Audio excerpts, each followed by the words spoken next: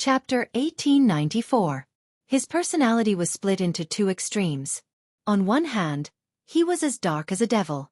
On the other hand, he was as pure as an angel. Therefore, once his personality split and turned dark, his methods were cruel and ruthless. It was not something a 7-year-old child should have. However, after he returned to normal, it was hard for him to remember what he had done. Therefore, Yu Yu had forgotten what he had done to Li Qin and Yun Na. Xiao Yichen saw that he was frowning and felt uneasy. Yu, you don't look too good. What did Daddy say? He said that something happened, so he and Mommy might be a little late. He asked us to wait for him patiently. Xiao Yichen was nervous. What happened? Yu comforted him and said calmly, "Don't worry, you idiot. Daddy and Mommy are fine." However, Grandpa received a call from the police station today. They asked him to go to the police station to identify the body. Little Li Chen was stunned when he heard this. A corpse? Yes. Whose body is it? Yu smiled coldly. When he mentioned Li Qin, his face was incomparably cold. He said casually, "Grandpa has a wife whom he has been married to for decades. Her name is Li Qin. She is Mommy's adoptive mother. According to seniority, I should call her Grandma. However, she is a bad person. She often bullies Mommy, so I don't want to call her Grandma."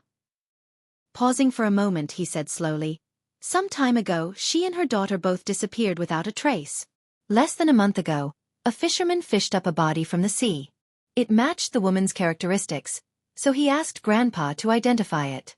Mommy is also with Grandpa. I'm afraid they are still cooperating with the police to record their statements." Xiao Yichen frowned and was a little speechless. They disappeared without a trace. How did they get fished up from the sea? It doesn't look like suicide. It looks more like a premeditated murder. What do you mean? Intuition. Xiao Yichen smiled. During his years in the special training camp, investigation was one of the most important subjects. Therefore, his consciousness and intuition were especially sharp. Yu was stunned. Xiao Yichen placed his hands behind his back and smiled at him. Then, he slowly said, "Apart from my intuition, if I were to calm down and analyze the situation, I wouldn't have gone through so much trouble to jump into the sea. Think about it, the capital's coastal theme is the estuary where the Longping River flows into the East China Sea. If it was suicide, then she would have to take a boat to the East China Sea to complete the condition of suicide. You have to know that there are only a few ports in the capital. The ports are tightly sealed. So I suspect that it was murder. I suspect foul play." Xiao Yichen's words instantly disrupted Yu's train of thought. It was as if many fragmented fragments had been squeezed into his mind. There were the sounds of women begging for mercy, crying and wailing, accompanied by thoughts that were surging like waves, rising and falling. His mind quickly fell into chaos. He fell onto the sofa in a daze and held his aching forehead. He fell into an inexplicable state of shock and uneasiness. Fragments of memories flashed before his eyes like a merry-go-round. Chapter 1895. Go ahead and cry. Your mommy isn't home now. Let's see who's going to help you. Let's see who's going to protect you. Isn't it too easy to just throw her into the pond? Chop them up and feed them to the sharks. Their deaths aren't worth pitying. I'll give you the money. You deal with the people. Do you understand? Agent Lee, give him the money. Yu, don't be blinded by hatred." It was as if a fountain had instantly gushed out from the depths of his memories. It was the scene of Yun Na crying as she knelt before him and ceaselessly begged for mercy. Yu, it's Auntie's fault. It's Auntie's fault. Auntie was blind in the past. It's Auntie's fault. Auntie swears that I won't bully you anymore. And I won't bully your mommy anymore. Yu, do you really want to kill us? I know that you're just scaring us. We were wrong. At the very least, for the sake of your grandfather, please let us live. Do you know? You're hiring someone to kill us. It's illegal. It's intolerable. Boo-hoo, Yu. I don't want to die. I beg you, spare me. Her sharp and piercing cries kept ringing in his ears, pounding on his eardrums. Yu clenched his fists tightly and sat on the sofa. His entire body was unbelievably stiff. Xiao Yichen saw that he was in a terrible state and couldn't help but touch his hand. When his fingertips touched it, he suddenly realized that he was covered in cold sweat. Yu? Xiao Yichen called his name, but the little guy didn't react immediately. Yu, what's wrong? Yu suddenly came back to his senses. His eyes widened as he looked at Xiao Yichen's face in shock. What's wrong? Why do you look so pale? When Yu came to her senses, she realized that her limbs were cold and her breathing was rapid. Her back, in particular, was drenched in cold sweat. I think I killed someone. He suddenly gripped his arm tightly, his brows furrowed. The memories of breaking through the seal of dust repeatedly stimulated him, reminding him that he had once given a very cruel order. Did you know? You're hiring a hitman. It was against the law. This was intolerable. Yu stood up abruptly from the sofa. The sudden movement startled little Chen, who was a little restless, and he quickly got up from the sofa as well. What did you just say? Xiao Yichen was a little confused. You said, you killed someone? I need to go out for something. As she spoke, Yu took out her phone and dialed Li Hanlin's number. Agent Li, come and pick me up. Yes, President Yun. Yu walked to the entryway, took a jacket, put it on, and was about to leave. Mu Yichen hurriedly chased after her. Yu, where are you going? Yu turned around and reminded her, be good and stay at home. If Daddy and Mommy ask about me when they come back, cover for me. After she finished speaking, she slammed the door shut, leaving Xiao Yichen standing there in a daze. Xiao Yichen was dumbfounded. Then she hugged her arms angrily and said angrily, what the hell? You left me alone at home and went out to fool around by yourself for no reason at all. I hate Yu the most. Chapter 1896. However, out of consideration for Yun Shishir's feelings, he did not reveal too much of his heartache. In the past, when the Yun family was still considered to be prosperous and respectable, the couple was very loving and respectful to each other. Perhaps because they did not have to worry about food and clothing, Li Qin was very obedient to Yun Yeqing. Therefore, even when Yun Yeqing wanted to adopt Yun Shishir, Li Qin did not stubbornly object. After a few arguments, she agreed to it. However, she was not her biological child, after all. Moreover, her original intention was to adopt a boy. Hence, her attitude toward Yun Shishir was very bad. Later, when the Yun family went bankrupt, Li Qin thought that she would have to live a life of hardship with Yun Yeqing after a few years of glory and wealth. There was a saying that went, poor couples have 100 sorrows. This saying was not wrong at all. When they were rich, they could easily buy a branded coat that cost tens of thousands. When they were poor, daily necessities like rice, oil, salt, soy sauce, vinegar, and tea became luxuries. After the bankruptcy, the family was at their wits' end. Li Qin was used to living a life of luxury. Now that the family was poor, she had to worry about trivial matters. Naturally, her temper became worse. The couple's relationship then deteriorated. Now, things were still the same but the people were different. Yun Yeqing kept his head down and did not say a word, but how could Yun Shishir not know what he was worried about? Dad, don't think too much. Even if she's gone, don't let your imagination run wild. Sigh, I'm just worried. I know you're worried about Yun Na's whereabouts. Yun Shishir frowned and covered the back of his hand. Don't worry. I'll definitely find Yun Na. Her mother is gone, and we don't know where she went. Could she have met with an accident too? That police officer just said that Li Qin was killed by someone, so where is Yun Na now? How can I be at ease now that we don't know whether she's dead or alive? Yun Shishir's expression was grave. She was actually thinking that since Li Qin's body had been found, it was really hard to say whether Yun Na was dead or alive. She had a feeling that Yun Na had also met with an accident. Hence, she did not know how to comfort him when he let his imagination run wild. She could only tell him not to think too much. When they reached home, Yun Shishir realized that little Munchkin was gone. Xiao Yichen was sitting alone in the living room, watching television with his head propped up. Seeing that they had finally returned, she ran over and called out sweetly, Daddy, Mommy, Grandpa. Yes. Where is Yu? Yun Shishir looked around but did not see Yu. Xiao Yichen scratched his head and replied slowly, Yu. He could not help but frown as he blamed Yu in his heart. This guy had left him here alone and left him with such a huge mess. How was he supposed to respond? Muyaja frowned. Where did that kid go? He seems to have been taken away by someone just now. By whom?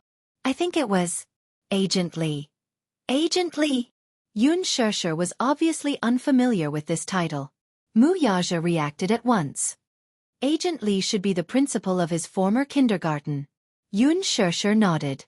She had met Yu once when he was in the hospital. That principal seemed to treat Yu as his own. She calmed down and gave Yu a call. The call was quickly connected. Chapter 1897. Yu replied, Mommy, I'm sorry. The principal said that he wants to treat me to dessert, so he won't do it again. It's already so late. Mommy will be worried.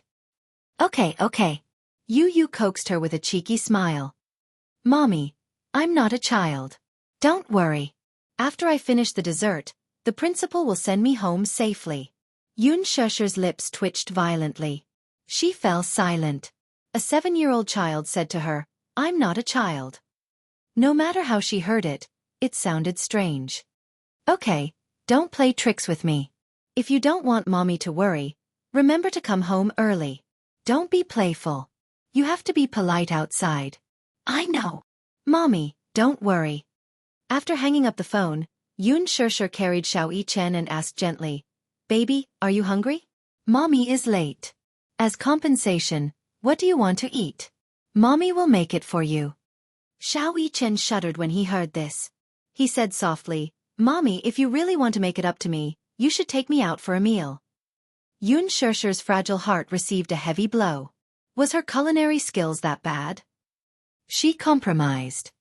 Then, what do you want to eat? Mommy will take you out to eat. I don't mind. Mommy, why don't you ask for Grandpa's opinion? Xiao Yichen will eat whatever Grandpa wants to eat. The little guy's thoughtfulness made Yun Yecheng smile knowingly. The gloominess that had accumulated in his heart dissipated a lot. He took Xiao Yichen from Yun Shishir's arms and could not help teasing him.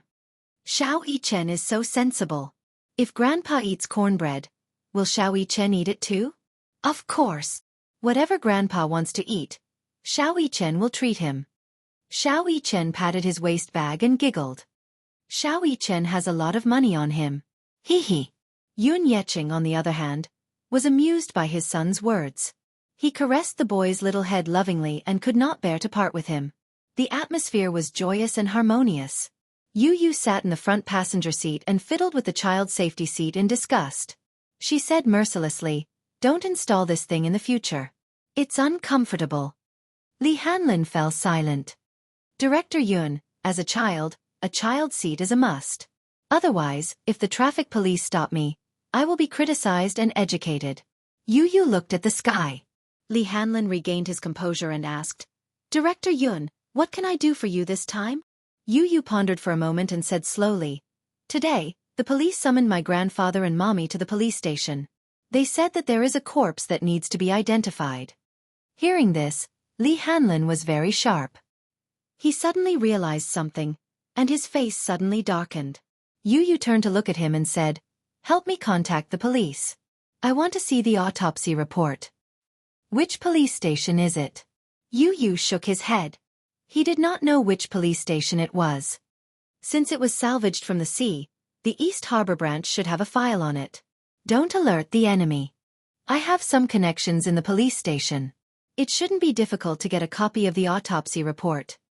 As Li Hanlin spoke, he noticed that Yu's face was shockingly pale.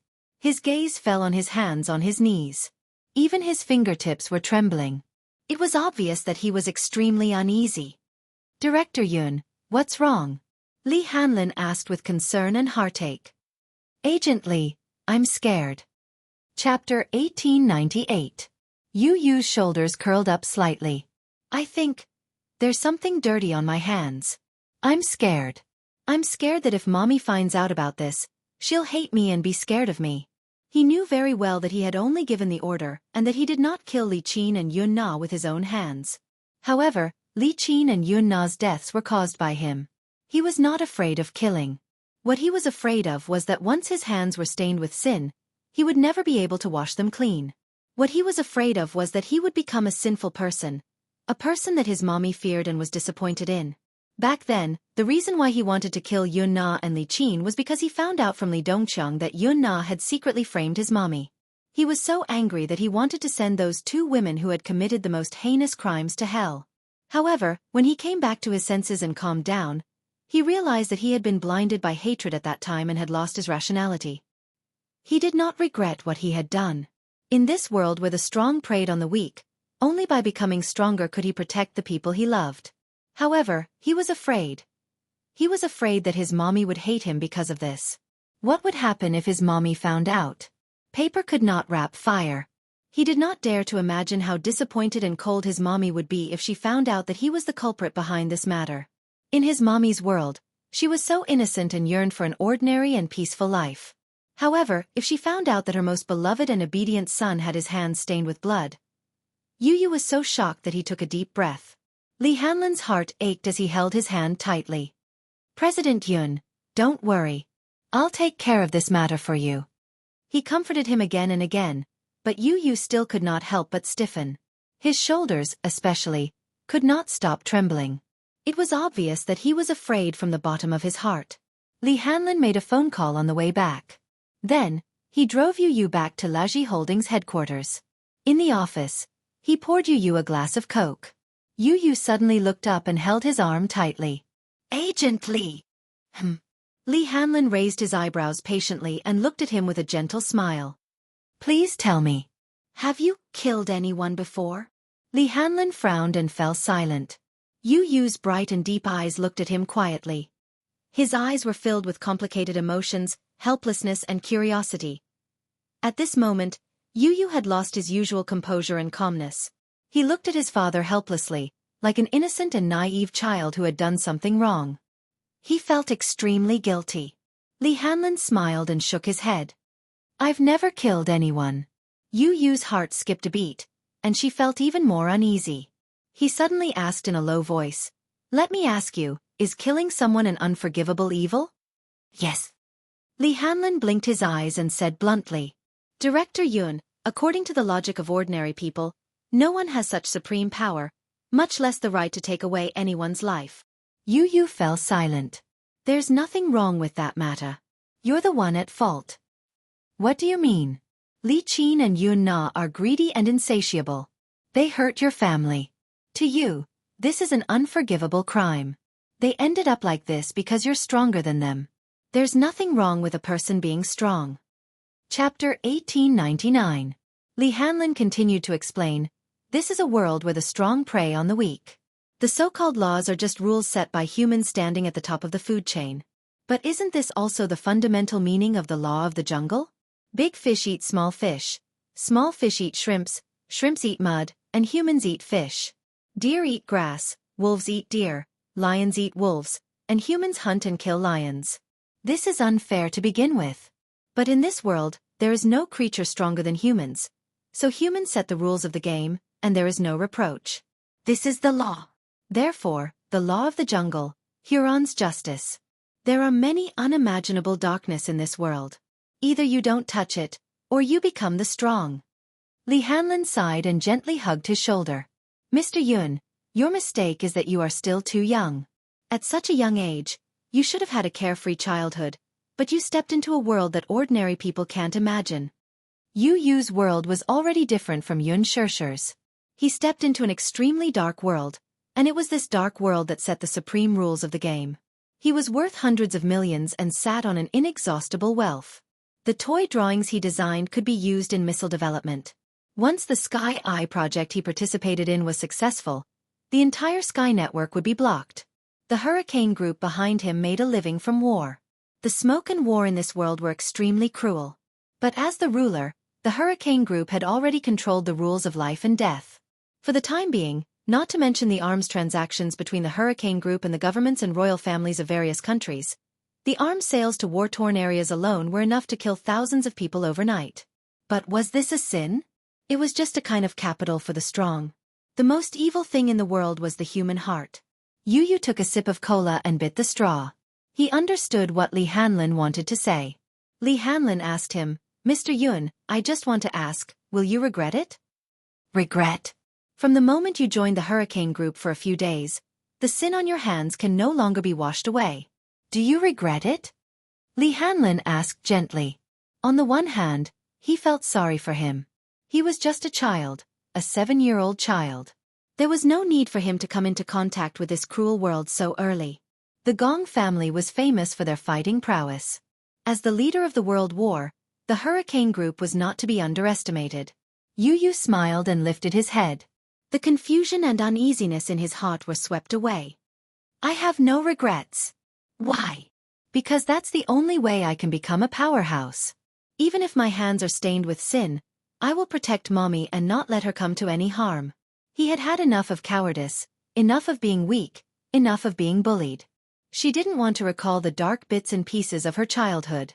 He would rather be stained with that sin and become the strongest person in the world. Only then would he be able to protect his mother tightly in his arms.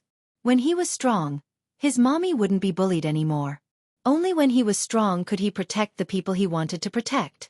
Li Hanlin smiled knowingly and patted his head. If I had a son as strong as you, I would wake up laughing even in my dreams.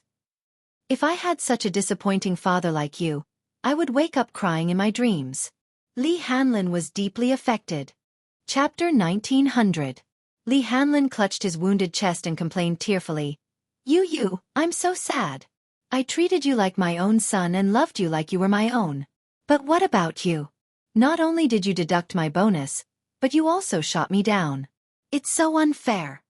Yu said coldly. Agent Li, you must always remember that this is a world where the strong prey on the weak. As your superior, it's my right to deduct your bonus. If you're so capable, why don't you deduct my bonus too? Li Hanlin suddenly fell silent and stared at him as if he wanted to say something.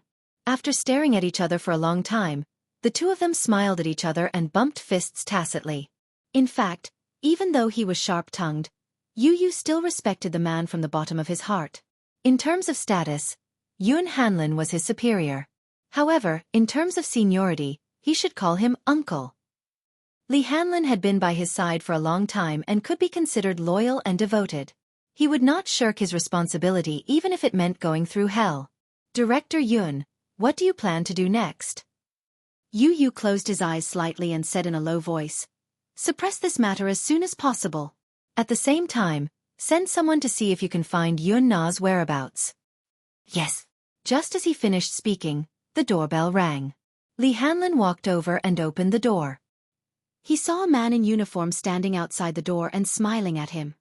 Hello, Director Li. I've prepared a copy of the information you requested. Please take a look. As he spoke, the man handed a document to him. Li Hanlin took the document and asked, is the autopsy report out yet? The man shook his head and replied meticulously, not yet. The corpse is highly decomposed. Even an experienced forensic doctor can't work for a long time, so the autopsy is going very slowly. All right, you can go back first. Don't mention this to anyone. Yes. Li Hanlin closed the door and handed the document to Yu. Yu opened the document expressionlessly. He took out a thick stack of documents and flipped through them page by page. He looked at it very seriously, going through everything in detail, no matter how big or small. As expected, Li Qin's identity was confirmed through the preliminary DNA comparison. It seemed that the corpse was indeed Li Qin. I remember that I asked Li Dongqiang to clean up his hands and feet. Yu sneered, his eyes cold. Li Hanlin fell silent. He suddenly said, I'm guessing that he must have wanted to drown them in the sea. Generally speaking, once a corpse is drowned in the sea, it will decompose completely within a few months. Even if it's not completely decomposed, the school of fish will devour the corpse until there's nothing left. Li Dongqiang is not a kind person. He is ruthless and merciless. Li Hanlin thought to himself, no matter how ruthless I am not as ruthless as you. However, he didn't dare to say this out loud. Li Hanlin said casually, which one of the gangsters on East Street hasn't killed anyone before? Their days were spent licking blood from the edge of a blade. These people have no principles. They do things as long as they're paid. As for their efficiency, they can't be compared to professional killers. Even if Li Qin's corpse has been found, what about Yun Na's whereabouts? Yu raised his doubts. Chapter 1901. Yu disagreed. Since Li Qin has been found out, we still have to find Yun Na's whereabouts to play it safe. If she's alive, I want to see her. If she's dead, I want to see her corpse.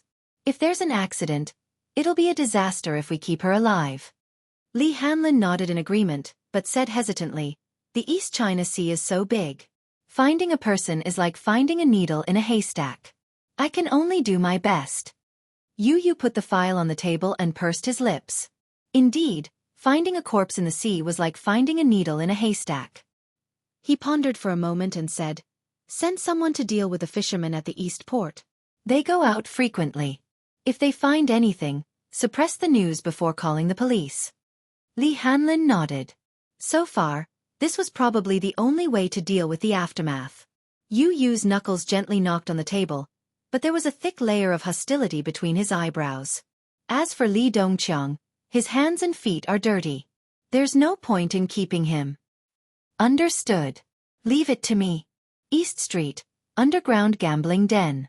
It was 2:00 in the morning. It was the time when there was a boiling cauldron of voices. Li Dongqiang was guarding the den with a cigarette in his mouth. He was like a tiger walking in his territory, patrolling around the den. Suddenly, a servant came over and whispered in his ear, "Boss, someone is looking for you." Li Dongqiang frowned and glanced at him. "Who's looking for you?" The hooligan shook his head blankly and said vaguely, "I don't know. But he said he has a big business to discuss with you." Big business? Li Dongqiang's eyes lit up when he heard this. In their line of work, the so-called big business was a code word. It meant that there was a job for him. Therefore, he threw the cigarette butt on the ground and stepped on it. He asked casually, "Where is he?" "He's waiting in the house." Li Dongqiang ordered, "Watch the den for me. I'll be back soon." As he spoke, he walked towards the house. However, when he walked to the door, his nose keenly caught a suspicious scent of blood. People like him who walked on the fringes were very sensitive to the scent of blood. As soon as he walked to the door, he noticed it. Therefore, his hand that was pushing the door open hesitated for a moment, but he still pushed it open. Just as he was about to step in, he didn't know that a strong man in black standing at the door had grabbed his collar and pushed him. Li Dongqiang staggered and fell to the ground. As soon as his hand touched the ground, he felt that the ground was sticky. He raised his head and saw a pair of empty eyes. When he saw the corpse lying on the ground, he was shocked. "Holy *T. Li Dongqiang scolded and heard the door behind him close with a bang. He turned his head warily and saw two men in black guarding the door. One of them walked towards him and grabbed his hair. He raised his head and glanced at him. "You are Li Dongqiang?" Yes. Who the *CK are you?" Li Dongqiang was so scared that he was tongue-tied. When he came to his senses, he saw that there were 7 or 8 corpses lying on the ground in the house. They were all his subordinates.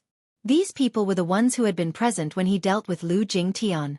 They had all been silently silenced. "Get rid of him," one of them ordered. Chapter 1902. Would these men in black give him this chance though? They grabbed his hair, twisted his neck, and threw him to the ground. Then, they took out their pistols and accurately shot him twice between his eyebrows. Blood splattered everywhere. Li Dongqiang's body fell weakly to the ground as his body gradually turned cold. She received a message on her phone. Yu swiped the screen to unlock it. Li Hanlin sent a short message. "The trash has been cleaned up." Yu emotionlessly deleted the message and replied with a smiley face. She then placed the phone under her pillow and went to sleep peacefully. Just as Yun Yecheng was waiting for the results of the autopsy, the police summoned him again 2 days later. He rushed to the station, only to receive a notice that the case had been closed. Case closed. Yun Yecheng was puzzled. What exactly happened in these 2 short days that caused him to receive a notice that the case had been closed? The officer in charge of the criminal investigation received him, listed out all the evidence, and explained everything to him. It was only now that Yun Yecheng realized that his disappointing daughter had actually incurred a huge debt outside. The suspect, Li Dongqiang, has his own territory on East Street and runs an underground gambling den. He's a notorious hoodlum and a frequent visitor to the police station. The officer spread out a few photos for Yun Yecheng to take a look. Only after the officer explained to him did he understand what had happened. Yun Na wasn't smart and wasn't good at studying. She didn't get into high school and randomly enrolled in a vocational school. However, she didn't stay in the vocational school for long before she was infected by the bad atmosphere in the school and had an unclear relationship with some bad guys in society. She had to take a break from school a few times in the middle of her studies. After she graduated, she did not work hard to find a job immediately. Instead, she continued to hang out with those delinquents. Lee Dongcheong was one of them. Yun Na often hung out in bars when she was in school. Once, she met Lee Dongcheong, who was still a hoodlum at that time, in a bar. Both of them had some drinks and played together. Lee Dongcheong liked to play with girls, especially those who were still in school. As for Yun Na, usually, he didn't do proper work, but his bright brain was used in this aspect. On weekends, she would often bring a few girls from her class out to play. On the surface it was just playing, but in reality? After bringing the girl to the bar, the first thing he did was to make her drink a few glasses of alcohol. Of course, the alcohol was not simple. Naturally, there were some things mixed in. These simple-minded girls had yet to enter society, and were ignorant of the ways of the world. They were not on guard at all and fell into the trap after 2 glasses of wine. At this segment, the hooligans that Yun Na had befriended tore off their disguises and began to reveal their hidden ambitions. Each of them carried a girl and returned to their room happily to enjoy themselves. Often, in the process of having fun, they would record a ***** video. When these girls woke up in the morning, they found themselves lying naked on an unfamiliar bed and were greatly shocked. Chapter 1903. These girls were all people who valued reputation and integrity. How would they dare to go head-to-head with him? Therefore, most of them did not dare to make a fuss about this matter. After the matter was settled, Lee Dongcheong would give Yun Na a hefty sum of money. A few hundred to a few thousand yuan per girl. An average beauty would be a few hundred, while a superior one would be a few thousand to tens of thousands. It might not be a lot of money, but to Yun Na, who was just a student at that time, this was an indescribable amount of money. Therefore, with this sum of money, Yun Na squandered a lot. At that time, the Yun family had already gone bankrupt, and the poverty of the family caused Yun Na, who was originally accustomed to the life of a rich young lady, to be completely at a loss. Only by hanging out with Lee Dongcheong would she be able to find that long-lost and numbed happiness. Later on, Yun Na mixed more and more with Lee Dongcheong. In the past, she would at most play with drinks and karaoke with those people. Gradually, she learned to gamble, take drugs, and skate. There were wins and losses in gambling. Winning less and losing more. Later on, because of continuous losses, Yun Na's debt became an irreparable hole. She once asked Yun Yeching for money, but where did he get the money at that time? He knew that Yun Na would definitely ask for money to fool around and would not give it to her even if he had it. He had saved up a sum of money to prepare for Shirshir's postgraduate entrance exam. Therefore, Yun Na started to ask Yun Shirshir for money. At first, Yun Shirshir was unwilling to give it to her. She had to spend money everywhere to take care of the sickly Yu Yu. At that time, she had just entered society and was busy subsidizing the family, helping Yun Na pay off her debts, and taking care of Yu Yu. Life was very tight. However, Yun Na threatened that she had offended some hooligans. If she did not return the money, the hooligans would come looking for her and hurt her family. Yun Shirshir had no choice but to scrape together some money and give it to her. From then on, Yun Na began to ask Yun Shirshir for money frequently. Yun Shirshir could not stand her exorbitant demands and moved the rented house again and again. Later on, Yun Na could no longer fill the huge loophole caused by gambling and drug addiction. Hence, she came up with the idea of Yun Shirshir. She tricked Yun Shirshir into the clubhouse and forced her to drink the drug. She also made an agreement with Lee Dongcheong that after the deed was done, not only would her debt be forgiven, but he would also give her another 1 million yuan. Yun Na was ecstatic. However, this matter was exposed by Mu Yaja. If it weren't for him, Yun Shirshir would have been in deep trouble. What happened next? Yun Yeching had a rough idea of what had happened. Once when he returned home, he bumped into Yun Na. That time, Lee Dongcheong brought people to collect the debt. Yun Na really couldn't pay up, so he took turns with her. Yun Yeching had heard from Yun Shirshir that Yun Na was addicted to drugs and gambling. He did not believe it at first, but compared to his sister, he was more inclined to believe Yun Shirshir's words. It was just that he was still a little skeptical.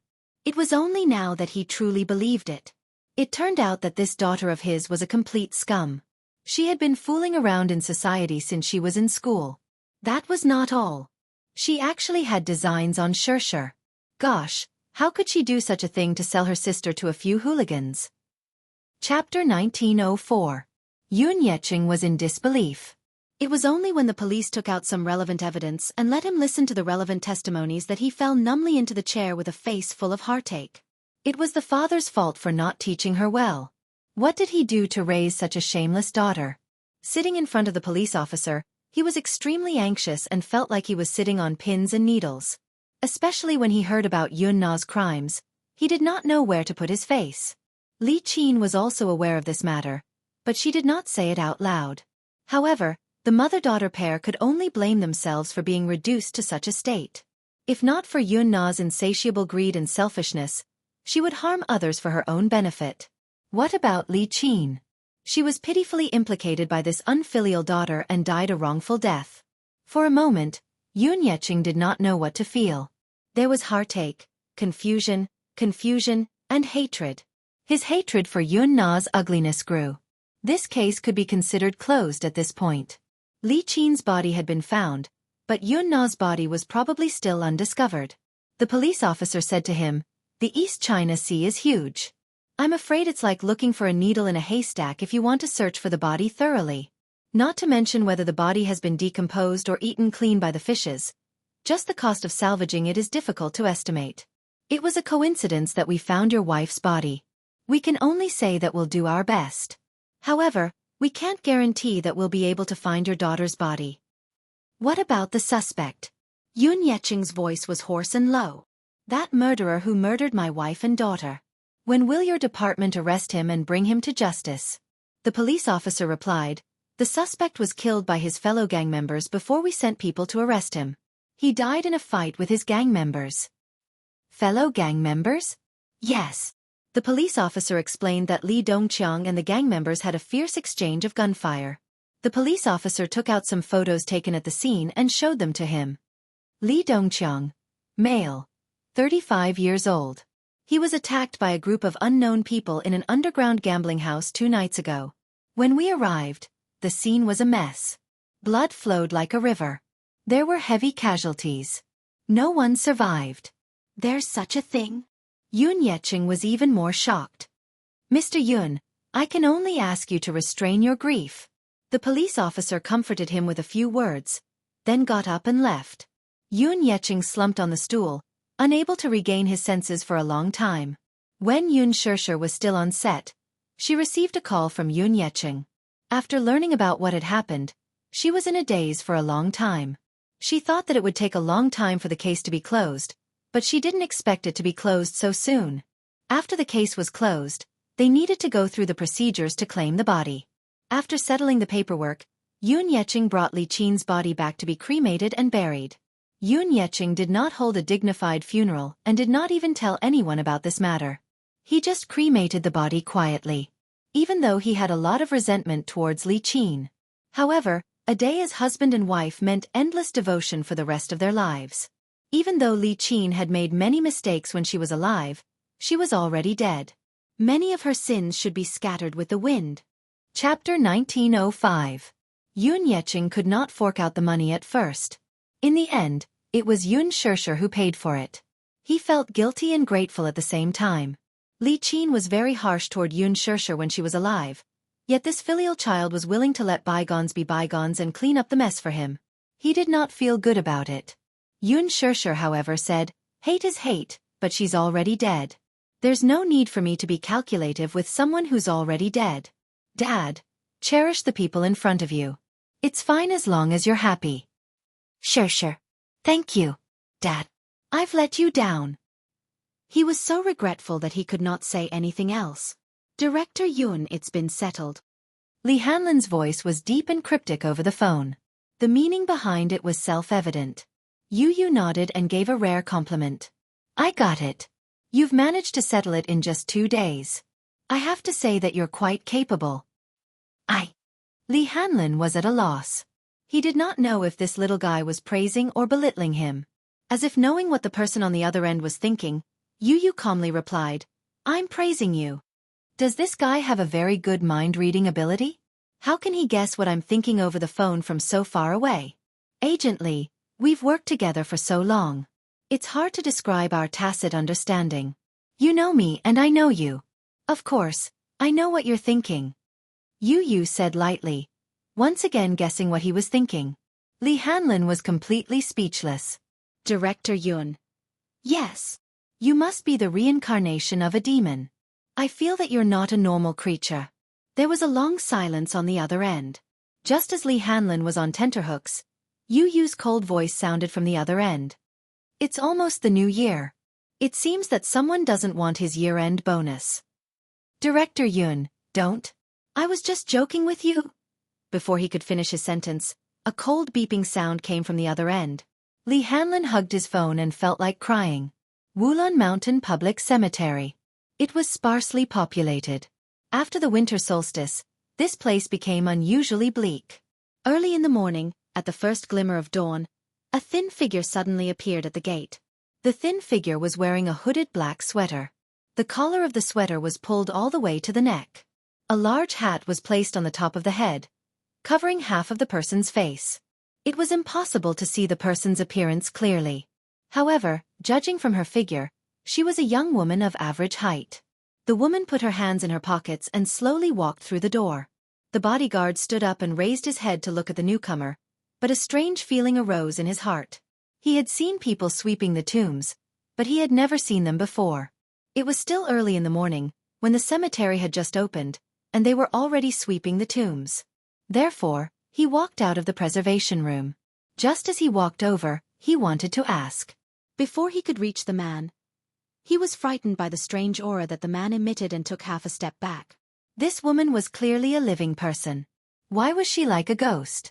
The bodyguard shook his head and decided not to poke his nose into other people's business. He returned to the preservation room to hide from the wind. The woman suddenly walked toward him. Help me check a name. The bodyguard raised his head and saw that the woman had appeared at the window without making a sound. He was shocked. Chapter 1906.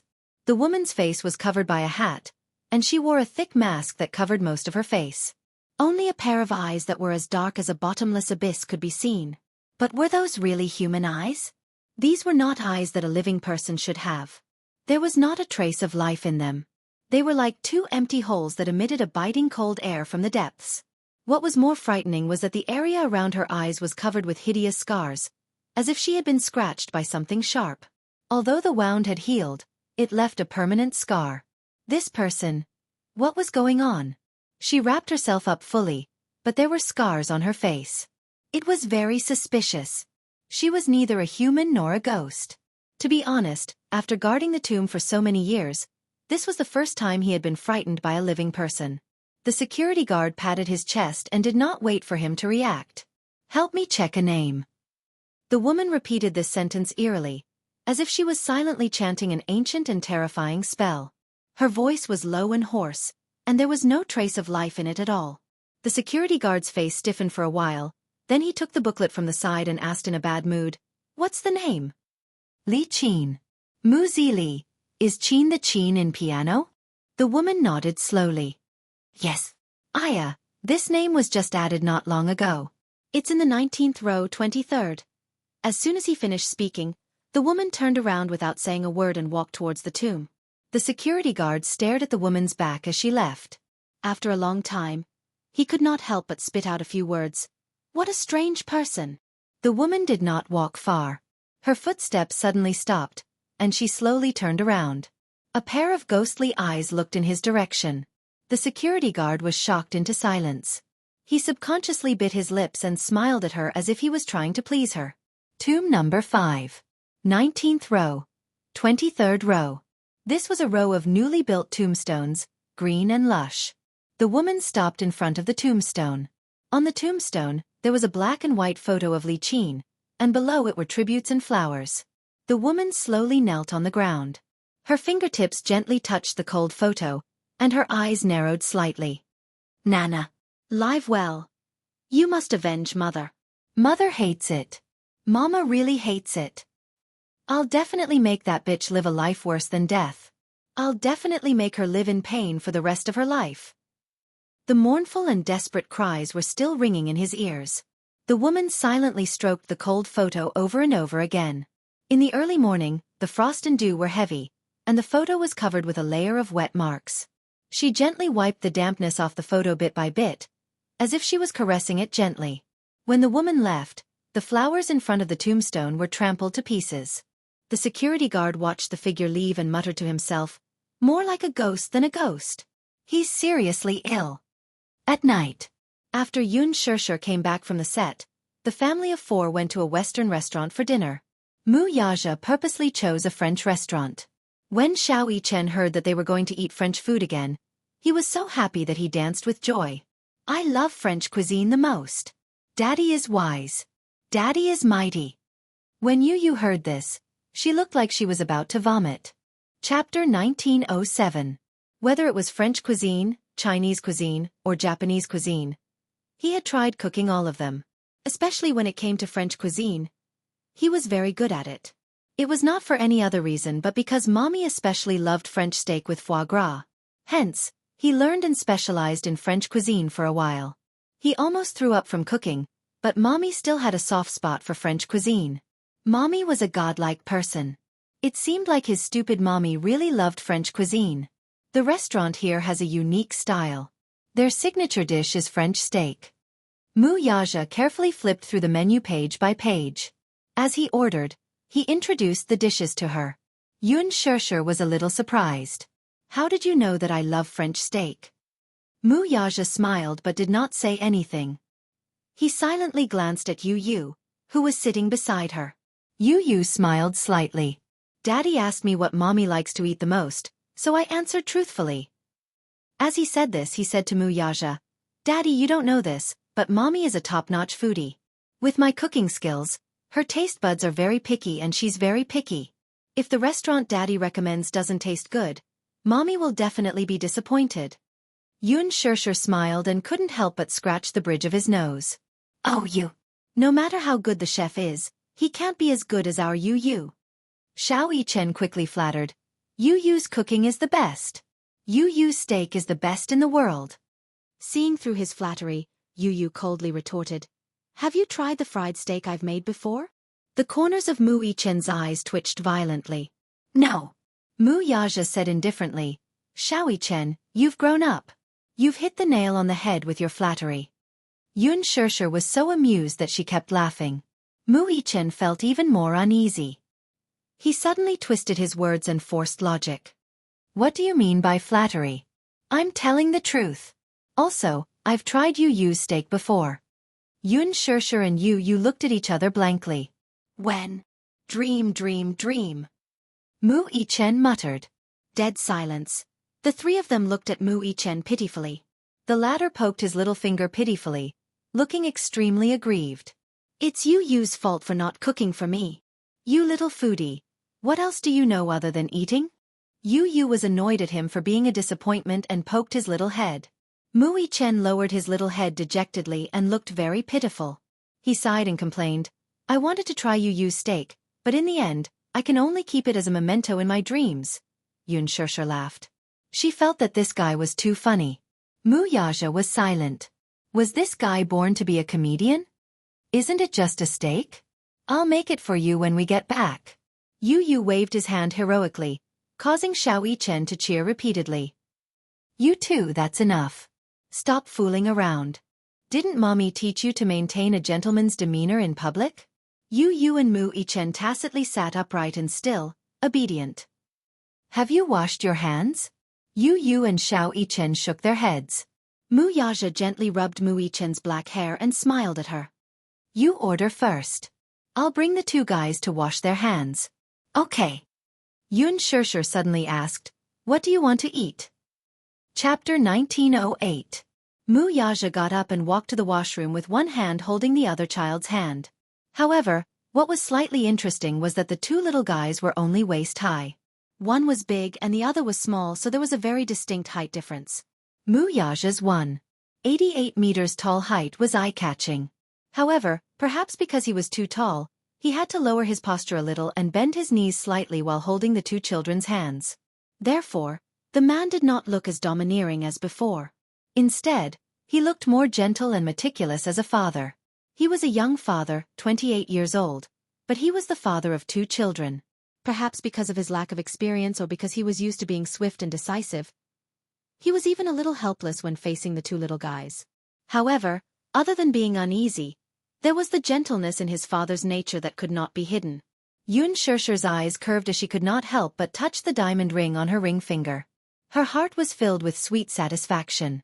She lowered her head and browsed through the menu, hesitating as she chose the dishes. Sister Song. Here, I'm here. A woman's voice suddenly sounded from the neighboring seat. Yun Shirshir looked up in confusion and was surprised to meet eyes with a familiar face. Song Enya, who was dressed to the nines with exquisite makeup, walked in with a sachet in her hand. The moment she saw Yun Shirshir, who was sitting in a private room facing her, her gaze changed again and again. Why are you here? Without waiting for Yun Shirshir to react, Song Enya took the lead to question unreasonably. Yun Shirshir fell silent and suddenly had the urge to change restaurants. Song Enya seemed to have an appointment with someone and had arranged to meet here. However, just as she stepped through the door, the 2 unexpectedly bumped into each other. Song Enya was furious when she saw Yun Shirshir. She had previously heard that Mu Yaja and Yun Shirshir had held a grand engagement ceremony on a private island. At that time, many high-level political figures, political leaders, and presidents of various countries were present. It was especially grand and dignified. He had heard all these from Song Yunchi. Song Yunchi purposely brought up this matter in front of her to provoke her into giving up on the man completely, so that she would no longer harbor any unrealistic thoughts about him. Song Enya did not show much emotion on her face when she heard that, but her heart seemed to be in turmoil. They were actually engaged. She questioned lightly, doesn't the Mu family dislike Yun Shirshir? How could he agree?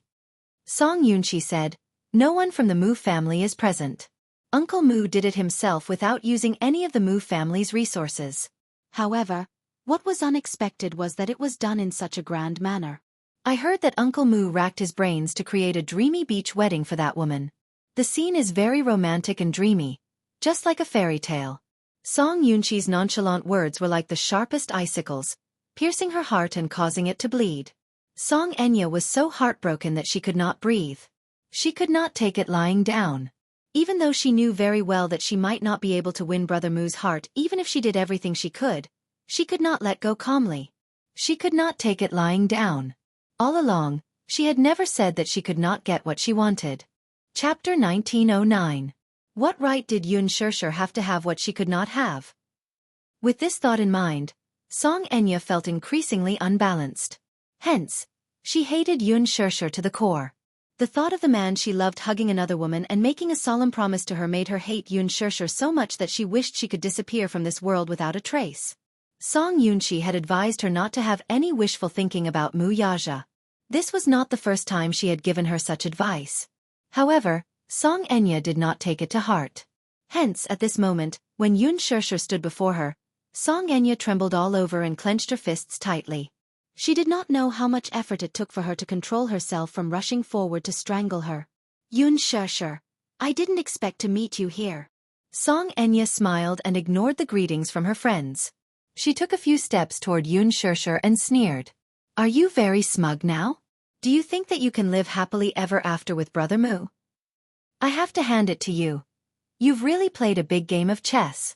First, you racked your brains to get close to Brother Mu and got pregnant with his child through dirty means. In the end, she would secretly hide the child by her side. When the time came, she would naturally be able to rely on her child to enjoy the glory and splendor of wealth. Do you think that you can take root in the Mu family with your lowly status? Don't think that you can rest easy just because you're engaged to Brother Mu. Let me tell you, you don't have the right to step into the Mu family. Yun Shirshir knitted her brows in disgust and waved her hand in disgust. What a strong sour taste. Why are you so jealous of me? Song Enya, you can only be jealous of me. Don't tell me that you want to snatch your Brother Mu from me? Yun Shirshir paused for a moment. She unrestrainedly enjoyed the look on Song Enya's face and smiled faintly. If you want to snatch him from me, you'll have to see if you have the right to do so. You. Song Enya did not expect Yun Shirshir to reply to her with such an aggressive tone. She was so furious that her shoulders heaved up and down violently as her whole body trembled in anger. A slut will always be a slut. I really hope that Brother Moo is also here, so that he can hear your wild ambitions with his own ears. Don't keep calling me Brother Moo. I remember that according to seniority, you should call him Uncle. Then, as your aunt, shouldn't you be a little more respectful? She was the mayor's daughter, yet she had such poor upbringing. She kept saying, slut, every day. If word got out, it would be very unpleasant. I heard that you graduated from a prestigious school, so you should be well-mannered. I didn't expect you to behave like an unreasonable shrew. Such merciless mockery made Song Enya lose all face. Unable to control her anger, she lost her rationality and strode up to Yun Shirshir. She glared at her condescendingly and scolded, "You shameless slut!" As he spoke, he raised his hand and was about to slap Lin Mengya. In the next second, her hand was tightly grasped by a strong hand. "Let go! Who is it?" Song Enya turned around abruptly and sent a palm strike toward her. Chapter 1910. Before Song Enya could see clearly who the person in front of her was, her face was already burning. It was a powerful slap to the face, but it caused everyone present to be fiercely stunned. Mu Yaja pulled her away. Song Enya lost her balance and staggered, falling onto the dining table and sitting on the floor. Even now, she was still in disbelief as she raised her head. However, when she finally saw who the slap came from, she was so wrong that tears instantly filled her eyes. Brother Moo? He actually slapped her. And in front of everyone. The most embarrassing thing for her was that Mu Yaja had slapped her in front of Yun Shirshir. The pain on her face was not even a millionth of the pain in her heart. At that moment, Song Enya's world turned dark and gloomy. She fell to the ground, and her rather embarrassing appearance caused her to lose all her face. She held her aching cheek and tightly pursed her lips.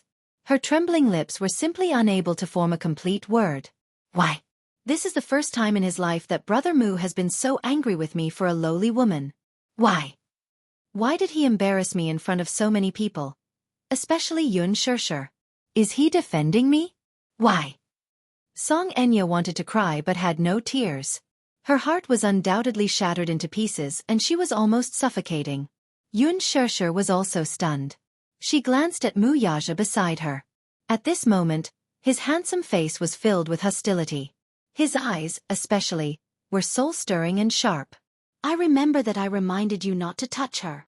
It was just a simple sentence, but it was frightening. Although it was a low voice, it inexplicably made people shudder. Even Song Enya was so frightened by his terrifying aura that she bit her lip nervously and did not dare to breathe loudly.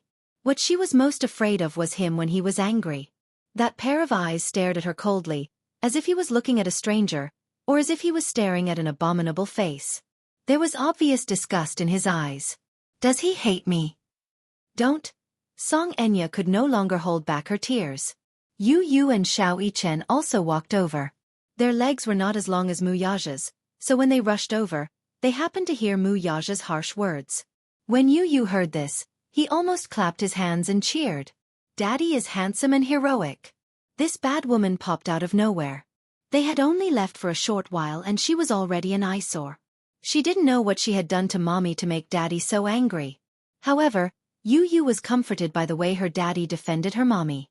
Xiao Yichen also thought to himself, Daddy is so cool. Whoever bullied Mommy, he had to get back at them. Otherwise, others would think that his mommy was easy to bully. Song Enya? Xiao Yichen sneered inwardly.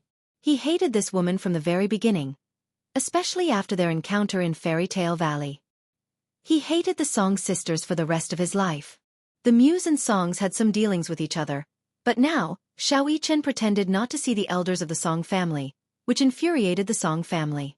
However, his daddy did not say anything, nor did he force him to address those elders. Chapter 1911. Mu Yaja did not embarrass the Songs on account of the Jiangs. If not for the fact that the Songs were related to the Muse, he did not want to embarrass them. When Yun Shirshir saw that Mu Yaja had arrived, her heart calmed down and she felt an inexplicable sense of security. She hooked her arm around Mu Yaja's and snorted. She swept a glance at Song Enya, who was on the ground, with a smug look on her face. It was obvious that she was purposely trying to anger the other and flaunt their love in front of her. There was a saying that went, "Flaunting love dies quickly." However, when it was necessary, she still had to declare her sovereignty. Song Enya was so angry that her face turned ashen. She looked like she was about to vomit blood. Yun Shirshir's silent humiliation made her feel even more embarrassed. With the help of her friends, she slowly got up from the ground and glared at Yun Shirshir. However, just as she glared at her, Mu Yaja's cold gaze landed on her face like a knife. Song Enya was sad and embarrassed. She was so angry that she was at a loss for words. She looked at him with tears in her eyes, but just as she was about to speak, Mu Yaja blocked her with one sentence. "I don't want to see you." These 6 words were enough to make Song Enya deeply understand what it felt like to be heartbroken. She bit her lower lip and muttered timidly, "Brother Mu, do you want me to send someone to chase you away?" Mu Yaja narrowed his eyes dangerously. She knew his character. He meant what he said. She gritted her teeth and weighed the pros and cons. In the end, she decided to leave with dignity. Before she left, she did not forget to glare fiercely at Yun Shirshir before leaving in a huff. Yun Shirshir muttered, "Unreasonable." Mu Yaja turned his head expressionlessly. She could not help but shrink her shoulders, thinking that he was going to reprimand her for something. After all, she had ruthlessly insulted Song Enya just now. She did not know how much of it he had taken in. Unexpectedly, he smiled helplessly and said, "Little thing, I didn't expect that you would finally do well for once." He could hear her eloquent and aggressive words from afar. Mu Yaja felt very gratified. Yun Shirshir blushed. "What do you mean? What do you mean you've finally done well for once?" Yu sighed and explained, "Stupid mommy, Daddy means that you finally worked hard for once and didn't let anyone bully you." Yun Shirshir, Xiao Yichen pursed his lips and said, "Where did this bad woman come from? How annoying. Isn't it enough for you to harm me? You even came to harm my mommy." Yun Shirshir was surprised. "When did she harm you? Let's not talk about the past. Anyway, even I can see that neither of the Song sisters is good." Yu said coldly from the side, "Mu Yichen, can't you tell? That woman is obviously trying to snatch Daddy from mommy." "Snatch Daddy?" When Xiao Yichen heard this, he immediately hugged Mu Yaja tightly and said indignantly, "No way. If she wants to snatch Daddy, she'll have to get past me first." Yu said softly, "There are so many women who want to snatch Daddy from mommy, but mommy is such a blockhead that she doesn't have any sense of danger." Xiao Yichen laughed when he heard this. "That's because mommy has a lot of suitors too." Yun Shirshir suddenly fell silent. Mu Yaja held his forehead, unable to listen to this anymore. "You 2 little fools, sit down obediently." Chapter 19:12. Mu Yaja asked, "Did she touch you?" Yun Shirshir shook her head. "No, she didn't. I was about to hit her, but you arrived just in time." "If I didn't arrive in time, would you have let her hit you without retaliating?" Mu Yaja wondered if Song Enya would have been able to bully her if he had not arrived in time. "Says who? I was just about to retaliate when you arrived to protect me," Yun Shirshir said in all seriousness, not forgetting to make fun of him. "Hubby, I didn't expect you to be so nimble. Could it be that you sensed that I was about to be bullied, so you rushed over on your flaming wheels to save me?" As soon as she finished speaking, Yu and Xiao Yichen could not help but burst into laughter. Mu Yaja's face darkened. "What are you thinking about in that little head of yours all day long?" Despite his disdain, however, the corners of his mouth were still smiling. The way Yun Shirshir addressed him as hubby earlier had warmed his heart. This little lass was really too adorable. This was especially so when she held his arm, silently declaring her sovereignty over his niece. He actually felt very warm and even a great sense of accomplishment. This gave him a greater sense of accomplishment than if he had successfully negotiated a sky-high contract. "Hubby, tell me, why is there a woman who doesn't know what's good for her? What if she comes to harass me again?" Mu Yaja replied nonchalantly, "Hit her back." "Hit her back?" Yun Shirshir fell silent. What a simple and crude answer. Yun Shirshir mumbled, "She's the mayor's daughter. Her family is full of influential people. If you ask me to hit her back, isn't it obvious that you want me to create trouble for you?" Mu Yaja replied in all seriousness, "Madam, you must always remember your identity." "Ha! She's the mayor's daughter, and you're the young mistress of the Mu group. Your status is higher than hers. Even if you bully her, when the time comes and things get out of hand, the one who comes running to apologize is her, not you. Do you understand? Mu Yaja said indifferently. So, my husband is so powerful? Yun Shirshir pretended to be surprised and looked at him. The expression on her face was playful and cute. Mu Yaja cast a sidelong glance at her. You just found out? Yun Shirshir stared blankly for a moment. Then she smiled. However, there was a hint of bitterness in her eyes. She faintly said, However, what young madam? It seems, the Mu family doesn't approve of me. I really can't afford this title. Muya, on the other hand, furrowed his brows and gripped her hand tightly. It's enough that I approve of you. I have the final say in the Mu family. Your identity is also up to me to decide. You are my fiancée. In the future, you will be Mu Yaja's only wife. Who dares to say no to the person I've decided on? His domineering and exclusive style was evident. Yun Shirshir stared at him, dumbfounded. For a moment, she did not even know how to respond. Don't worry. Before the wedding, all your worries will not appear again. Give me some time, and I'll give you an explanation. Mu Yaja's tone was solemn when he said this. Yun Shirshir was touched and nodded. After dinner, the family originally planned to go home. However, Xiao Chen and Yu Yu were full. Hence, they suggested watching a movie to digest their food. Watch a movie? Chapter 1913. As if by magic, Xiao Chen suddenly took out 4 movie tickets from his wallet. Yun Shirshir took a closer look and realized that they were 4 movie tickets for The Green Apple. She fell silent. Xiao Chen, how many movie tickets did you buy? So many. Didn't I tell Mommy that I would reserve the entire theater for everyone to watch? Xiao Chen glanced at her from the corner of his eyes. You're so generous. Yun Shirshir broke out in a cold sweat. Hence, the family headed to the theater after making up their mind. On the way there, Yun Shirshir suddenly felt a little cold. When they left the house, it was still evening and the weather wasn't that cold.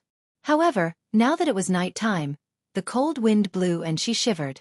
Although Yun Shirshir didn't say it explicitly, Mu Yaja could tell that she was a little cold. Hence, he drove to a branded fashion store and brought Yun Shirshir inside. When the family of 4 stepped into the store, everyone was stunned and looked in their direction. Oh my God, the man was handsome, the woman was beautiful, and the 2 little guys were even cuter and more charming than mixed-blood children. They were so bright and beautiful that everyone was envious. However, Mu Yaja ignored everyone's envious gazes. He chose, tried on, and swiped his card. His actions were as smooth as flowing water.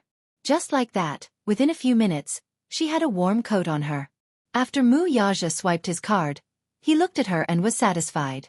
Then, he held her hand and left the store. Yun Shirshir was dumbfounded. Xiao Chen commented from the side. Not bad. Daddy has good taste. This coat suits Mommy very well. It looks beautiful and warm on her. Mu Yaja said coldly, Stop trying to bewitch me. Xiao Chen was silent. Nobody knew a son better than his father. How did he know that he was trying to bewitch him? Indeed. In fact, he had recently spent most of his private savings on booking a theater and treating people to a movie. He didn't have much money left, so he figured that he could curry favor with his daddy to get some pocket money to spend. You don't have any more pocket money, right? Yu Yu mocked her from the side. It was obvious that Xiao Chen had also noticed that Yun Shirshir was a little cold, so he was thinking about buying her a coat. He had also taken a fancy to the coat that his father had taken a fancy to. He wanted to rush to pay the bill, but when he touched his wallet, there were only a few hundred notes left. The problem was that the coat was worth 5 figures. His face was full of resentment. He had wanted to perform well in front of his mommy. Sigh. In the end, he ended up showing off. I've spent all the pocket money Daddy gave me. Ever since Xiao Chen was 6 years old, he had been given hundreds of thousands of yuan in pocket money every month. Most of it was invested in his management, and the rest was donated to support his mother's movie box office. The remaining few bills made him feel like he was struggling to make ends meet. Mu Yaja said coldly, I've already given you this month's pocket money. Since you've used it up, you'll have to wait for next month. Xiao Chen looked depressed. Yun Shirshir asked with concern, Xiao Chen, you don't have any more pocket money? Yes. Xiao Yichen nodded and looked at her expectantly. As expected, Yun Shirshir dug into her own pocket. Daddy won't give you any, but Mommy will. Humph. Who asked your daddy to be so stingy? That's right. Mommy is still the most generous. Xiao Yichen said with a smile. Chapter 1914. The latter glared at him. However, Xiao Yichen knew that he had Yun Shirshir to back him up, so he glared back at him. Wow. This kid has grown up. In the past, whenever he glared at him, he would shrink back. Here you go. Remember to save some money. Xiao Yichen turned around and saw Yun Shirshir handing him a few hundred yuan notes with a smile. Little Yichen's heart turned cold at once. Yu snickered at the side. Mommy and Daddy were different. Daddy was rich and generous. He gave them each a few 100,000 yuan as pocket money every month. However, Mommy's concept of pocket money was more like that of an ordinary family. How much money could a 7- or 8-year-old spend? A few hundred yuan was already impressive. Looking at Xiao Yichen's disheartened expression, Yu covered her mouth and snickered at his misfortune. The weather in the north was very cold at night. However, it was different from the south. The weather in the south was humid and cold. In the north, the weather at night was thicker so that it was not considered cold. The family of 4 sat in the cinema.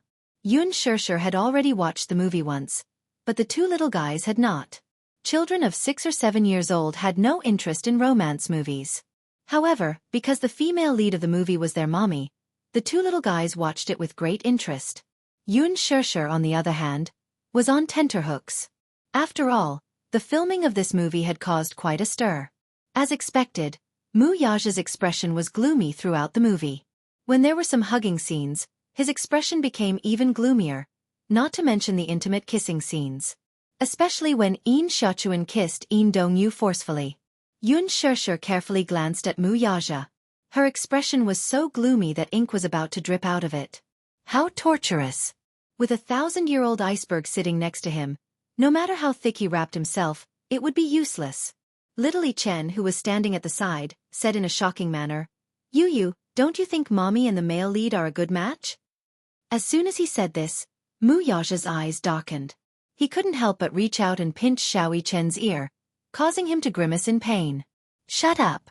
Watch your movie and don't talk too much. Being reprimanded for no reason, little Yichen covered his red and painful ears with his hands. He wanted to cry but had no tears. He complained to Yu, Daddy is so violent. How did I offend him? You want to bully me like this? Serves you right. Yu was expressionless and did not sympathize with him at all. Who asked you to say that Mommy is compatible with another man in front of Daddy? Xiao Yichen was speechless. The little guy immediately turned around and said, Daddy, you're the most handsome. You and Mommy are the most compatible. His teasing words made the people sitting around look over.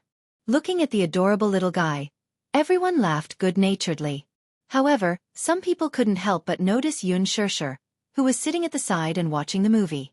One of the girls whispered, Hey, look at the woman behind you. She looks so much like the female lead in the movie. Her boyfriend immediately turned around and stared at Yun Shirshir. He was extremely surprised. Yes, they look alike. Yun Shirshir's heart skipped a beat. Oh no, I think I've been recognized. Chapter 1915. Yu was stunned for a moment, but Yun Shirshir replied calmly, How is that possible? I'm already a mother of 2. Her unusual calmness confused the girl. Yun Shirshir continued, My colleague said that Yun Shirshir and I look a lot alike, so I came over to watch her movie. There's such a coincidence? The man asked in surprise. Yun Shirshir's calm reply dispelled their suspicions. Thus, they turned around to continue watching the movie. As they watched, they exclaimed, They really look alike. Yun Shirshir tilted her head and glanced at Mu Yaja. She saw him staring at the movie screen. In the dark, his eyes were deep and bright. They were as beautiful as top-grade jade, and she couldn't help but be mesmerized by them. Mu Yaja seemed to sense her peeking at him. He slowly turned his face and glanced at her. Raising his eyebrows, he asked, What's wrong? You don't like watching this movie, do you? Yun Shirshir muttered. What do you think? Mu Yaja asked in amusement. No man would like his woman to kiss another man. This is acting. It's work. Not even work. Mu Yaja said sourly. You even kissed so passionately. Your acting skills are really good. Yun Shirshir was confused. She didn't know if his comment was positive or negative. She felt that he didn't seem to like the movie. However, if she thought about it carefully and put herself in his shoes, it was understandable that he didn't like it. After all, he didn't like her to be intimate with other men. If Mu Yaja kissed another woman because of work, she wouldn't be able to tolerate it either. Thus, she made up her mind and said, Okay. I won't do any kissing scenes in the future. Mu Yaja was speechless. She held his arm and promised in a low voice, Even if it's for work, I won't kiss another man. Not bad you have such awareness. Very good. Mu Yaja suddenly grabbed her shoulders and leaned in to give her a light peck on the lips. His gaze fell on her tender and supple lips as he said in a deep voice, This place belongs to me. No one else is qualified to touch it. Hey, restrain yourself. We're in public now. Can you keep a low profile? Yun Shirshir pushed him away, not knowing whether to laugh or cry. I'm kissing my wife. Why should I care about keeping a low profile? Mu Yaja said confidently. Yun Shirshir was getting angrier. She was laughing in her heart, but she pretended to be angry and stuffed his mouth full of popcorn. Yu and Xiao Yichen sat at the side and stared intently at the screen. They had a tacit understanding that the two of them were like two huge light bulbs that were shining brightly. By the time they finished watching the movie, it was already past 9 in the evening. When it was over, people walked out and couldn't stop praising the movie. Most of them were boyfriends who accompanied their girlfriends to watch the movie. Girls liked romantic movies, especially romantic ones like this. Although most of them came for Gu Xingzi, after watching the movie, they were all attracted to Yun Shirshir's performance. That Yin Xiaochuan acted so well. I cried when I saw the ending. The female lead's eyes were filled with drama. Her acting skills are very good. Chapter 1916. I'll definitely watch her movies in the future. Her looks and acting skills are worth looking forward to. There were all sorts of praises and so on. Yun Shirshir listened quietly and felt encouraged. Mu Yaja held her hand and the four of them walked out of the cinema. On the way to the parking lot, they took a stroll along the river. The night view was the most beautiful at this time of the year. Yu and Xiao Yichen were playing with each other as they walked in front. Yun Shirshir and Mu Yaja walked at the back. Looking at the two little guys playing with each other, she suddenly felt very satisfied. The happiest moment in the world was this moment. In fact, she was a more traditional girl. She did not yearn for glory and wealth, but she yearned for a peaceful life. She did not have to worry about food and clothing.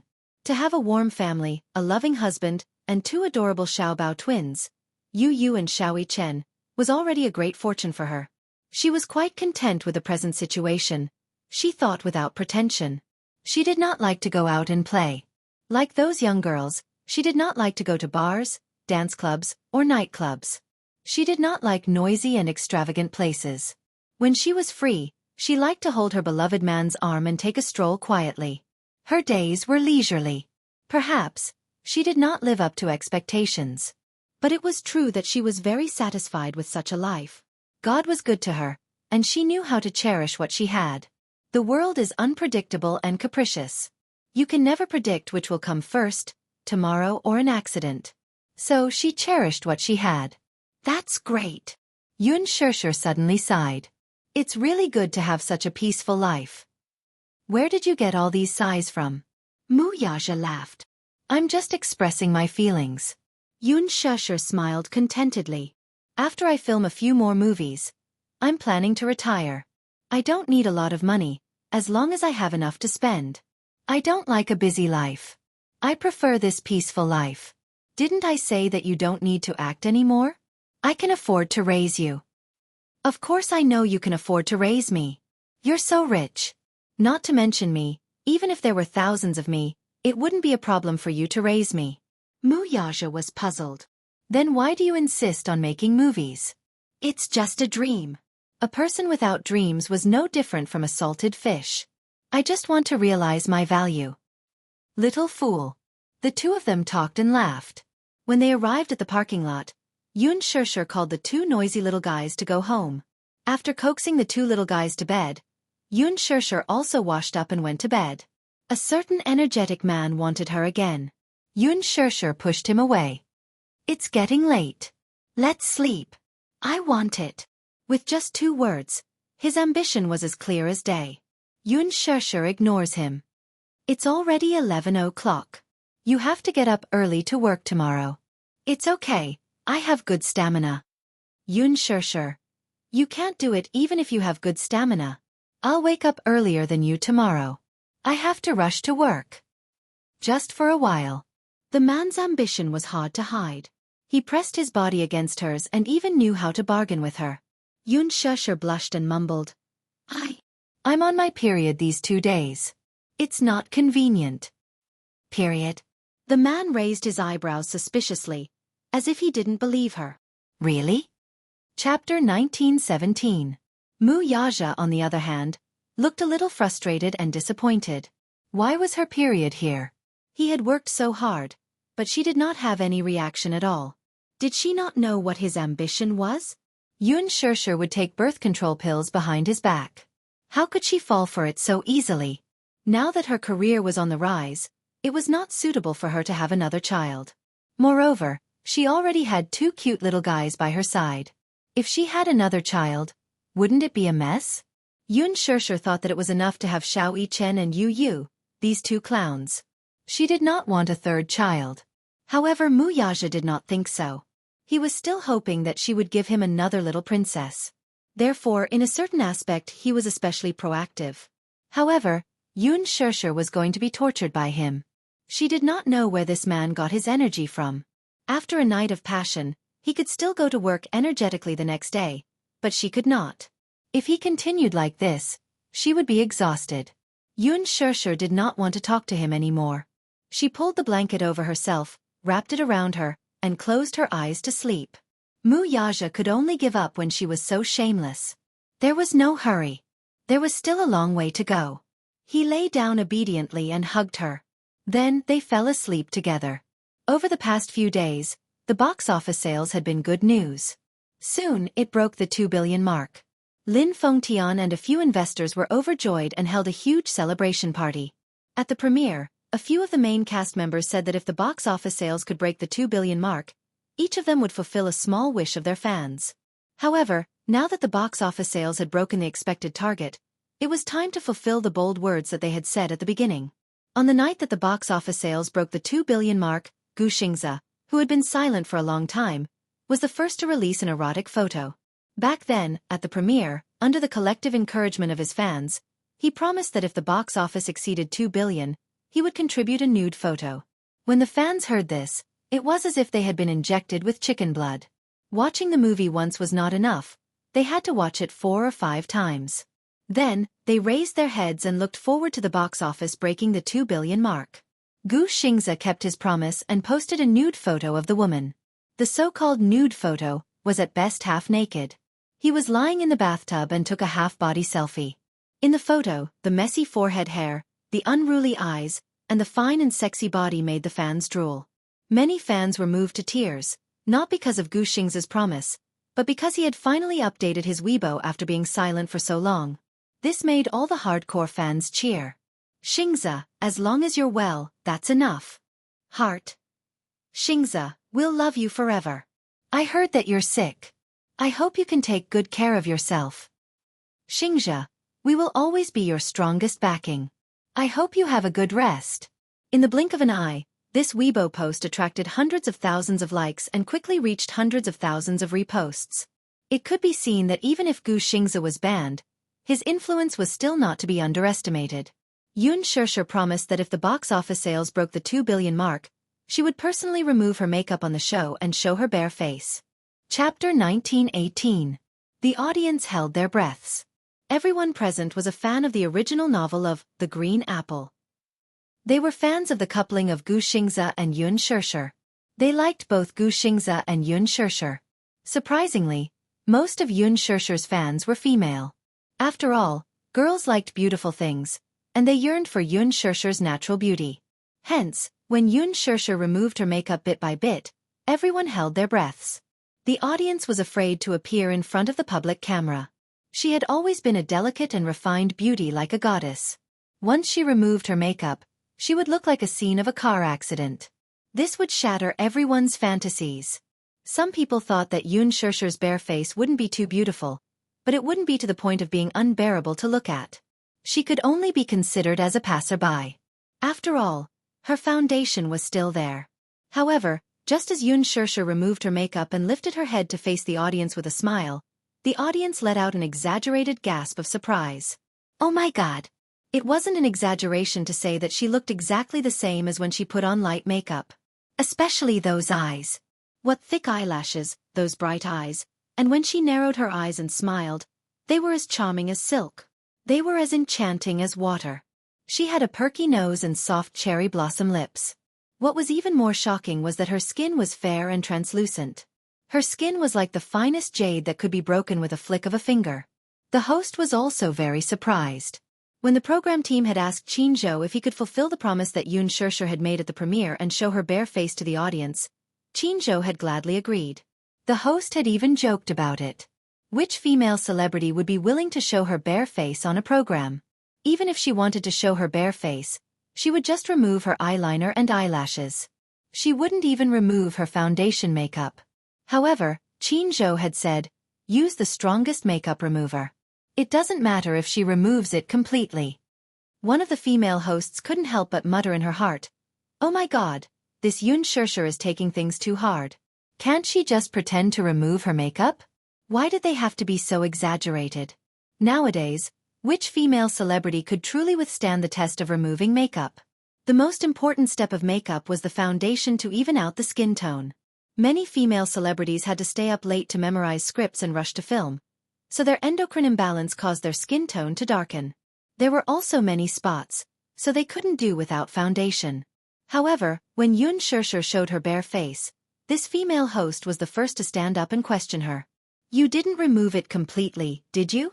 She held the microphone and asked in an exaggerated manner.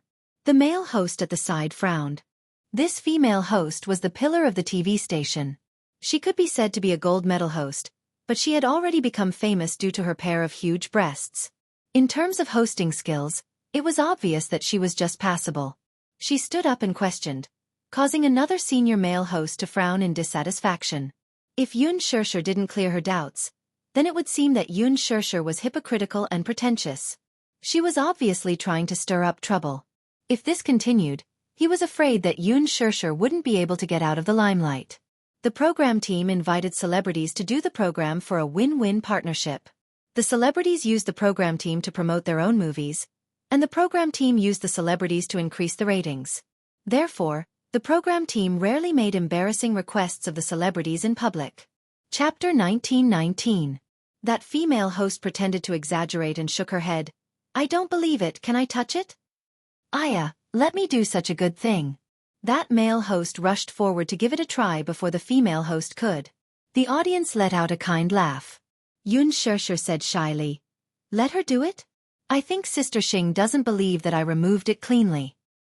I indeed don't believe it because there's no difference between your bare face and when you're wearing light makeup. Saying so, she turned around and explained to the audience, we need to know that there are very few girls who have such perfect skin. So, for the fairness of the program, we have the right to question whether the makeup was removed cleanly, right? The audience cheered. Yes. Then let's invite an audience member to come up and try it with me, okay? Many audience members enthusiastically raised their hands. Yoon Shirshir felt that she had been tricked, but she didn't feel guilty at all. After all, she had made sure that her makeup was removed cleanly and was very confident in herself. The female host walked down the stage, swept a glance, and casually pointed to a girl with exquisite makeup. When the audience member went up on stage, she asked, Beauty, may I know what your occupation is? I'm a makeup artist. Aya, then you must be very experienced. The female host smiled. The male host could only follow and finish this segment. A makeup artist is quite professional. Then please take a look and see if our Shirshir's makeup is removed cleanly. Okay. The audience member walked to Yoon Shirshir's side and leaned closer to take a look. Then, she carefully touched it with her hand and a trace of surprise flashed past her eyes. How is it? Yoon Shirshir smiled sweetly and looked at her. The audience was shocked for a while and then nodded in a daze. It's removed cleanly. Really? The female host still didn't believe it. She walked up and specially touched it before dispelling the suspicion in her heart. It was a real bare face. She was taken aback. Although she felt indignant, she still had to announce, "Our Shirshir has really removed all her makeup." Yun Shirshir smiled. "Because I removed it twice, it's definitely clean." Since he made a promise to the audience, he will definitely fulfill it. The male host immediately said, "A real goddess can withstand the test of makeup remover. No wonder our Shirshir dared to say such bold words at the premiere. She's obviously very confident in her bare face." "Aya, I'm so jealous." The female host looked extremely envious. "Tell me, what skincare products do you use? Does this count as advertising?" "I haven't signed the contract yet, so I can't tell you. It's a secret." Yun Shirshir joked. Her humor made everyone in the audience laugh. "Then secretly reveal it to me. I'm so envious of your skin. I feel that you look more natural and beautiful without makeup. Actually, when it comes to skincare, I don't buy a lot of bottles and jars like other girls. I pay more attention to nourishing my body from the inside out, so I rarely use any skincare products. Usually, I pay attention to nourishing my body. Because actors often stay up late. Staying up late is the #1 killer for women." Chapter 19-20. So you have to pay attention to your health. Replenishing your blood is the most important thing. Secondly, you have to pay more attention to your sleep. When I'm not filming, I go to bed very early. Thirdly, you have to pay attention to your hydration. Of course, I'm not asking you to buy hydration products. I brew my tea with wolfberries and longans to replenish water from the inside out. Coupled with the combination of work and rest, it can maintain the youthful state of your skin. Actually, there's another very important point. You're born with it. Ha ha ha.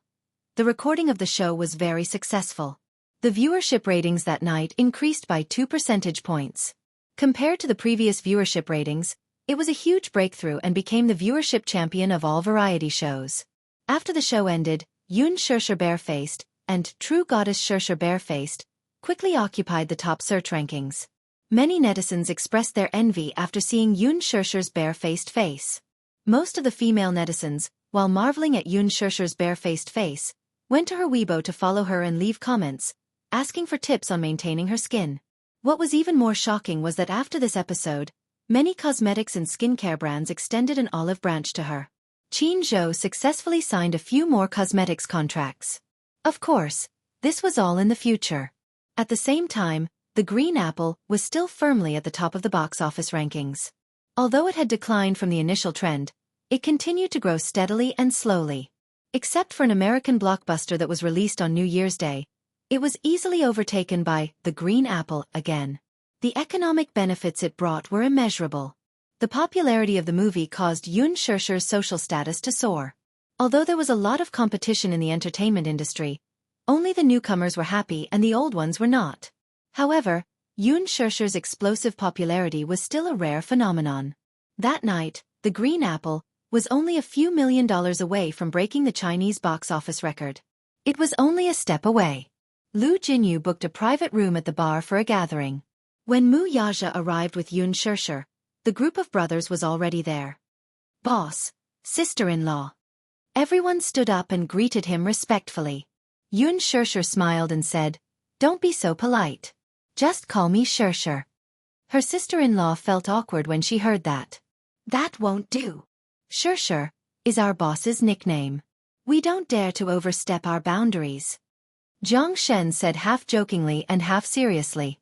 However, Lu Jinyu said, "Actually, I also want Shirshir. It sounds nice and intimate." Mu Yaja glared at him coldly. Lu Jinyu shuddered. Zhang Shen jeered from the side. "See, I told you." "Jinyu, did you see the boss's eyes? Why don't you obediently call her sister-in-law?" Yun Shirshir glared at Mu Yaja. "Hey, what are you doing?" Zhang Shen clicked his tongue and teased. "Sister-in-law, can't you tell? Boss is a wife-protecting maniac. If you call him that, boss will get jealous." Yun Shirshir was speechless. "I can't tell. Boss is usually so aloof, but when it comes to sister-in-law, he turns into a jealous lover." "Boss is not aloof. he's coquettish. On the surface, he's ascetic, but deep down, he's really coquettish. Mu Yaja gave them a cold look as a warning. Chapter 1921. Everyone laughed and sat down to have a good time. Mu Yaja did not like crowded events, but since it was a gathering organized by Lu Jinyu, he was very willing to attend. Besides, he wanted Yun Shirshir to get to know his buddies better. They were all reliable friends, and he also hoped that she would be able to integrate into his circle. Yun Shirshir was naturally willing to do so. However, she was not a good drinker, so she used tea instead of alcohol. These guys knew how to read her mood, so they did not force her to drink. Halfway through, when Yun Shirshir went to the bathroom, Jiang Shin suddenly said to Mu Yaja, "Boss, have you received the invitation to the film festival this time?" "Yes. Are you going?" "I'm thinking about it." In the past, whenever there was a film festival in the country, the organizers would send Mu Yaja an invitation. As the big boss behind Huan Yu, Mu Yaja's status was very important. If he could participate, it would definitely add to the glory of the film festival. However, Mu Yaja did not care about most of these invitations. Firstly, it was because he was not interested. Secondly, it was because he did not have the time. However, this film festival was different. All the main cast members of The Green Apple would participate. Moreover, as a nominee for various major awards, The Green Apple had a strong momentum this time. They had the ambition to win all the awards. In addition to aiming for the Best Actor, Best Film, Best Adaptation, Best Newcomer, and Best Actress awards, these were also the most exciting segments. Regarding the nominations for this film festival, Lin Fengtian was very ambitious. He hoped that Yun Shirshir could win the Best Actress award. In fact, in terms of ability, Yun Shirshir should win the Best Actress award. This year's film market was in a foul state. Many movies were crudely made. Among all the movies, The Green Apple could be said to be a dark horse. Yun Shirshir's acting skills were even better than those of the other A-list actresses. Therefore, Lin Fengtian had high hopes for Yun Shirshir. However, there were many benefits involved. The selection of awards no longer had much to do with one's ability. First, it looked at one's background. Second, it looked at one's popularity. The film festival would release the voting online half a month in advance, and the 5 with the highest number of votes would be selected. Now that the voting was coming to an end, Yun Shirshir had the highest number of votes and was in the lead, so she was nominated. The audience's eyes were bright. Yun Shirshir's performance was indeed very eye-catching. Although it was only one work, her ability was right in front of them. No one could deny it. If Yun Shirshir could win the Best Actress award, it would be beyond reproach. Of course, being popular was one thing. There were many shady dealings in the film festival, and there was no lack of judges manipulating and tampering with the name list. Moreover, Yun Shirshir was a newcomer who had just debuted. Although she had achieved great results with just one movie, many people would shrink back and not dare to hope for her to win the title of Best Actress with just one movie. However, if there was Mu Yaja behind the scenes, it would be different. With Mu Yaja's status, becoming a Best Actress was just a matter of a word. Chapter 1922. Lu Jinyu nodded and said, "That's true. There's also a veteran actress who's been nominated for 8 years. Her performance is commendable, but she hasn't won the Best Actress award. There's a lot of news that she's going to win the Best Actress award this time." Jiang Shen frowned and asked, "Are you talking about Chen Han?" "Yes, that's her." Jiang Shen shook his head and sighed. "Then it's going to be difficult for sister-in-law this time. If Chen Han is going to win the Best Actress award, sister-in-law will at most win the Best Newcomer award this time. But the Best Newcomer award is not bad either. It's like a layer of gold plating." Lu Jinyu rolled his eyes speechlessly. "Are you stupid? If Boss makes an appearance, the Best Newcomer award and Best Actress award will be taken away. I don't care about that." "Then what are you worried about?" "What I care about is whether Boss will attend the film festival this time." Jiang Shen laughed and said, "Why do you care about that? What does it have to do with you whether Boss attends or not?" "Because as an investor of the film festival, I've received an invitation too. If Boss doesn't attend, then I'll ask sister-in-law to walk the red carpet with me. I happen to be lacking a female companion." As soon as he said that, Jiang Shen laughed and said, "Don't even think about it. Sister-in-law might not agree." Sister-in-law is understanding and gentle. She definitely won't reject me. Dream on. Mu Yaja spat out. Lu Jinyu smiled and said, I heard that sister-in-law doesn't have a male companion. She can't walk the red carpet alone, right? She'll be laughed at. Do you think I don't know what you're thinking? Mu Yaja sneered. You've invested in the film festival. If I attend, then you can use this as a bargaining chip to raise the price of the title sponsorship and advertising. In the end, you'll be the one who reaps the benefits, won't you? Lu Jinyu's little ambition was exposed, but he wasn't ashamed. Instead, he laughed and said, So boss, you should attend the film festival. If you attend the film festival, the media will have to add more than 100 seats. You rarely appear in front of the public. It's not a bad idea to accompany sister-in-law on the red carpet this time. It's not impossible for me to attend. Boss, since you said so, it seems like you have a condition. Jiang Shen laughed. Boss, what is it? As my female companion, wouldn't it be embarrassing if she walked the red carpet at the film festival and didn't win a single award? Mu Yaja gave a start and left the rest for Lu Jinyu to figure out. Jiang Shen nodded in agreement. That's right. You have to win the Best Newcomer Award and the Best Actor Award, right? All right. Boss, don't worry and leave this matter to me. I'll talk to the organizers. No need. Yun Shishi's calm voice came from behind. Everyone looked in the direction of the voice, but they didn't know when Yun Shishi came back from the bathroom. She happened to hear them secretly discussing the award, and her expression became slightly pale. Yun Shishi sat down beside Mu Yaja and said slowly, Let nature take its course when it comes to awards. If there's one, there's one. If there's none, there's no need to force it. You don't have to do anything behind the scenes. Even if I take it, I might not be happy. I still want to rely on my strength to obtain the prize that belongs to me under fair conditions. Chapter 1923. Yun Shishi smiled sweetly and replied, Wouldn't it be more fulfilling to bring down the shady dealings behind the scenes? If I had known from the start that I was going to win the award, I wouldn't have been so surprised. Lu Jinyu shook his head and teased, Sister-in-law, don't say such nice things now. If you lose the award because of shady dealings, I'm afraid you'll cry in boss's arms. Who's crying? Yun Shishi retorted stubbornly. At most, I'll be disappointed for a while. I'm not that weak.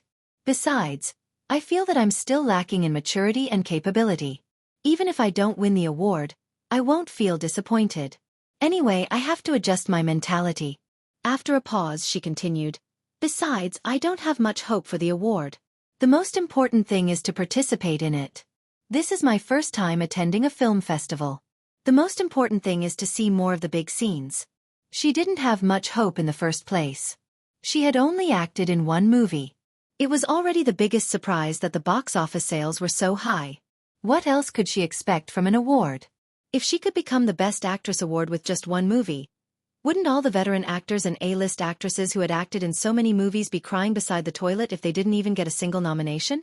If she walked the red carpet and won the Best Actress award in a daze, that would be considered shady dealings. To be honest, the competition for this year's film festival was very fierce.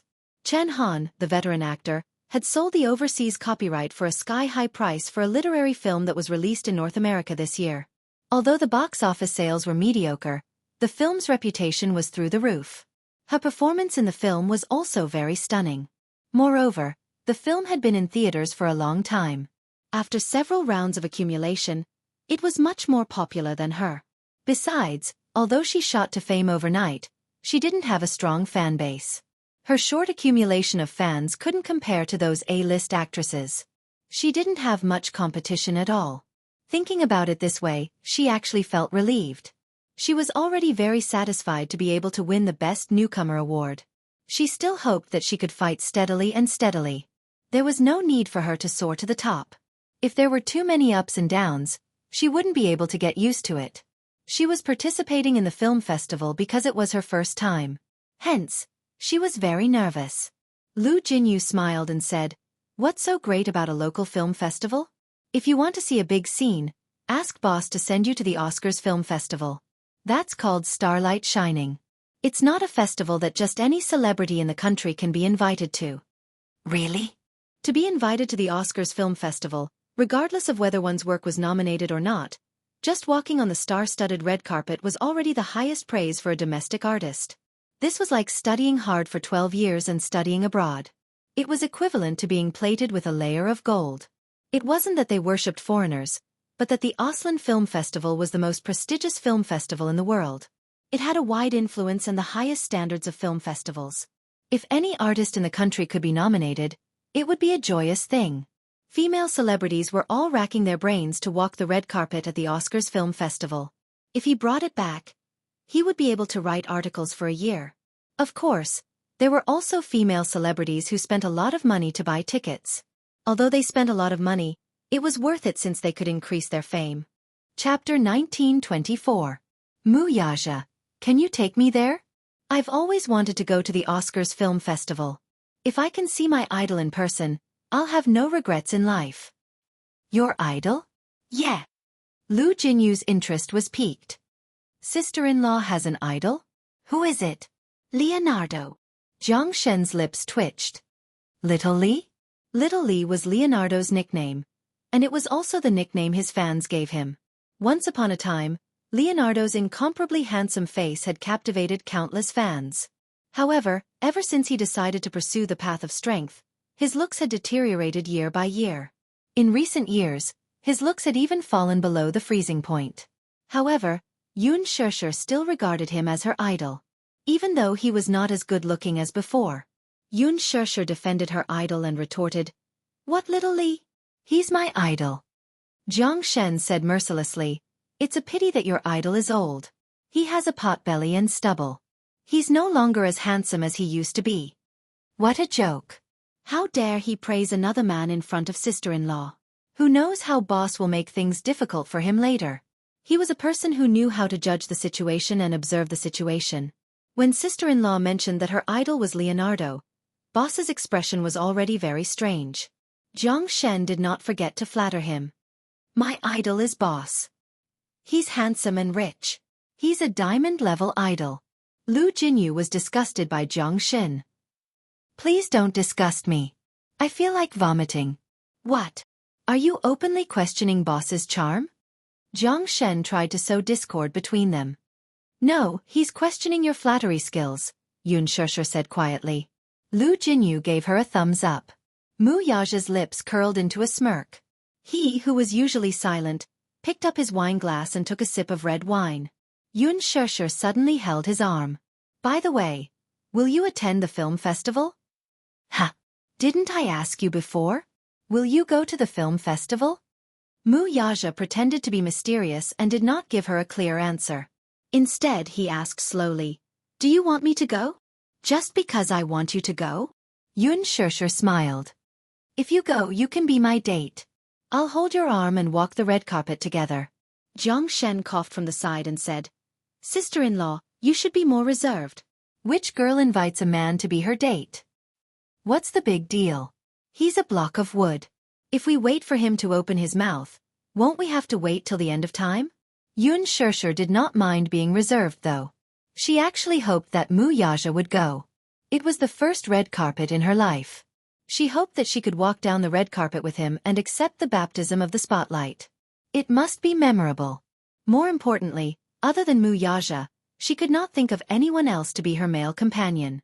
Firstly, she didn't want to walk the red carpet with a stranger of the opposite sex. Secondly, even if she was willing, Mu Yaja wouldn't agree and would be angry. He might even ban the male star if he was unhappy. Actually, she had wanted to hold Lin Fengtian's arm and walk the red carpet. However, when Yun Shesher brought this up, Lin Fengtian was shocked and retreated. "I don't dare to be your date. If I walk the red carpet with you today, I might be banned tomorrow." Chapter 1925. Mu Yaja's smile deepened. However, he still pretended to be reserved. "Hence," he said arrogantly, "since you want to walk the red carpet with me so much, I'll cancel my schedule to accompany you." These words were truly high-sounding and dignified. In fact, Mu Yaja had already planned to walk the red carpet with her on the day of the film festival. Hence, he had cancelled all his schedule for that day in advance.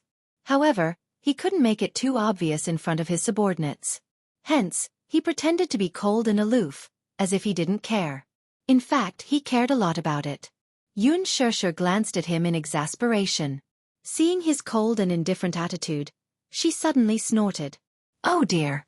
Why are you so reluctant to do this? Actually, you don't have to make things difficult for yourself. If you don't want to, I can walk the red carpet with Jinyu. As she spoke, Yun Shusher glanced at Lu Jinyu and threw him a long olive branch. Lu Jinyu felt awkward and didn't know if he should agree. Mu Yaja's expression changed immediately. He said blankly, No. Why not? Didn't you say that you wanted to walk the red carpet with me? Why did you change your mind at the last minute? Mu Yaja said unhappily. There was a collective silence. Boss, you're too reserved. Sister-in-law is just trying to provoke you. Sure enough, even though Boss was usually very smart, a man who had fallen in love would have an IQ that was almost negative. Can't Boss see that sister-in-law is trying to provoke him? Yun Shusher glared at him. I see that you're reluctant. I don't like to force people to do things they don't want to do. If you don't want to walk the red carpet with me, you don't have to force yourself. Mu Yaja was speechless and didn't know what to say. Zhang Shen was secretly happy. Is Boss being too reserved and being despised by sister-in-law? He looked at Mu Yaja's defeated expression. He had never seen Boss so sullen. Zhang Shen was secretly pleased. Actually, it doesn't seem good to walk with you. Look, I just debuted, and there are already many people who are gossiping about who my backer is. Whenever I act in a movie, there will always be a lot of ridiculous conspiracy theories. If I walk the red carpet with you, then they'll definitely report that you're my sponsor and that you used the unspoken rules to get me to this position. Yun Shusher's words were clear and logical. Mu Yaja, who was standing at the side, suddenly added, Is there anything wrong with that? Ha! Yun Shusher stared at him with wide eyes. Who else is behind you other than me? Mu Yaja narrowed his eyes and replied confidently, It's the truth. Yun Shusher fell silent. Hey, do you have to be like this? What do you mean by unspoken rules? Mu Yaja said seriously, It's only right and proper for a husband to spend resources on his wife. Humph. That's not it. I acted in Director Lin's movie based on my own ability. What does it have to do with you? Yun Shusher said stubbornly. Zhang Shen reminded her, Sister-in-law, you did rely on your own ability to become Phoenix Girl. However, the movie was able to achieve such a high box office because of Boss. Ha! What do you mean? Chapter 1926. Yun Shusher was puzzled and asked, What do you mean? Zhang Shen downed the remaining dry red wine in his glass in one gulp, then said casually, Actually, Huanyu has a lot of cinemas under its banner. In addition to the department stores that Dishing invests in, the reason why Huanyu can become half of the entertainment industry is because Huanyu constantly controls 80% of the media's influence and 60% of the cinema's shares. On the first day of the screening of The Green Apple, the Mu Group sent out a secret document early in the morning. CEO Mu said casually, The Green Apple must break the box office record for Chinese films. As employees, we worked hard. If it weren't for the Mu Group's large-scale increase in the screening times and promotion of The Green Apple, the movie might not have achieved such great results. Sister-in-law, strictly speaking, this is also one of the unspoken rules. After listening to Zhang Shen's serious explanation, Yun Shusher was dumbfounded. For a moment, her heart was filled with complicated feelings that she couldn't put into words. There was happiness, sweetness, disappointment, and a tinge of sadness. She had originally thought that The Green Apple had achieved such results because of her own capabilities. However, it seemed that it wasn't as simple as she thought. Lu Jinyu glanced at Yun Shusher's expression and quickly understood why she was disappointed. Hence, he said helplessly, Sister-in-law, don't overthink it. Although what Zhang Shen said was true, the movie was able to achieve such results because of its ability. Although the cinemas have increased the screening times, we didn't kidnap the audience and bring them to the cinemas. Hence, this shows that this movie is really charming. That's why it didn't disappoint and became the box office champion. It's been more than 10 days since the screening. It should be breaking the box office record soon, right? Zhang Shen said excitedly. Yes, it should be soon. The box office of a Chinese film was 2.9 billion yuan. Currently, the box office of The Green Apple was 2.89 billion yuan. It was only a few million yuan away. Hence, it wouldn't be a problem for The Green Apple to become the Chinese box office champion overnight. Yun Shirshir fell silent. She looked at Mu Yaja in disdain. This man. No wonder there were always those gossips saying that she had a strong debut momentum. She must have a sugar daddy or a very strong backer behind her. This made her feel even more indignant. She had put in so much effort in order to produce the best work. No matter how hard and tiring it was, she had no complaints. But in the end, it was like this. She had clearly put in a lot of effort, but a simple sentence, "She must have a sugar daddy behind her," easily erased all her efforts. It turned out that this man had been adding fuel to the fire behind the scenes. Yun Shirshir recalled the past. No wonder her resources had always been top-notch. It was all up to him. Yun Shirshir didn't know whether to laugh or cry. It seemed that she would never be able to wash away the rumors of her being involved in the unspoken rules. That was because she had really been pushed to the top.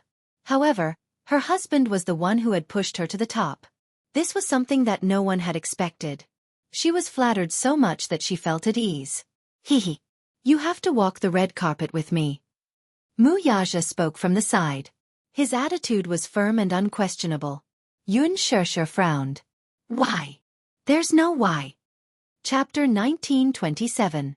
Lu Jinyu suddenly said, "Actually, sister-in-law, if you walk the red carpet with boss, there won't be any rumors. You don't know this, but the media has been tamed by the Mu group. In the past, when boss had just debuted, those entertainment reporters were like flies, squatting outside his hotel in large groups. After that, they were taught a lesson by boss. Basically, no one dared to report about him anymore.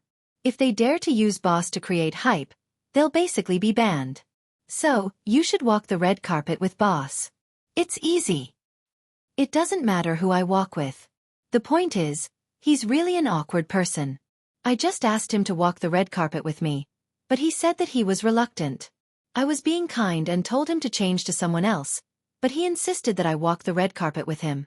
Humph. He's so hard to please," Yun Shirshir said awkwardly. The main point of her words was that Mu Yaja was an awkward and arrogant person. The problem was, a certain man's face darkened when he heard her first sentence. "It doesn't matter who you walk with?" he asked sinisterly. "Who else do you want to walk the red carpet with?" He swore. No matter who she said, regardless of gender, he would ban them. Just like how he banned Gu Xingze. He meant what he said. Yun Shirshir was stunned and suddenly felt a little angry. This man is so awkward. Why can't he be a gentleman? Look at Xiao Yichen and Yu Yu. Both of his sons know how to be gentlemanly to women. Why is he so overbearing when it comes to women? That's enough. No objections. It's decided about the film festival. Seeing Yun Shirshir's disdainful expression, Mu Yaja was furious. He simply did not want to hear any objections from her and made the decision domineeringly. Yun Shirshir wanted to say something but stopped. She raised her eyebrows and could not be bothered to object. Anyway, she had already decided to walk the red carpet with him. However, his attitude did not seem to be right. However, she had no choice. Anyway, he was a blockhead and would not understand what she was unhappy about. Lu Jinyu suddenly grinned and said, "Boss, do you think I should buy a judge's seat to play with?" "Jinyu, you don't know where to spend your money, do you? Why are you buying a judge's seat?" "I'm holding a trophy for my sister-in-law. The judges have the right to operate under the table. I'll buy a judge's seat and award the best actress to sister-in-law." Yun Shirshir was amused by him. Jiang Shen ridiculed, "How can it be that simple? Behind this trophy, there are many benefits involved. Don't play with fire and burn yourself." "I was joking. But seriously, sister-in-law, you might not get the Best Actor award this year. Don't be disappointed if you don't win," Lu Jinyu comforted her again. Yun Shirshir smiled and said helplessly, "Jinyu, that's enough. I'm not that fragile. It's just a trophy. I'm not that weak." Oh, what a coincidence. A familiar voice came from not far away. Everyone turned around and saw Lin Fengtian and Qin Zhou walking over together. Behind them was someone Yun Shirshir could not be more familiar with. It was Hua Jin. Hua Jin did not expect to see her here. This bar was famous. Every time it was this time, many people in the industry would gather here. It could be said to be the Hall of Fame of the bar. Qin Zhou and Lin Fengtian were regulars here.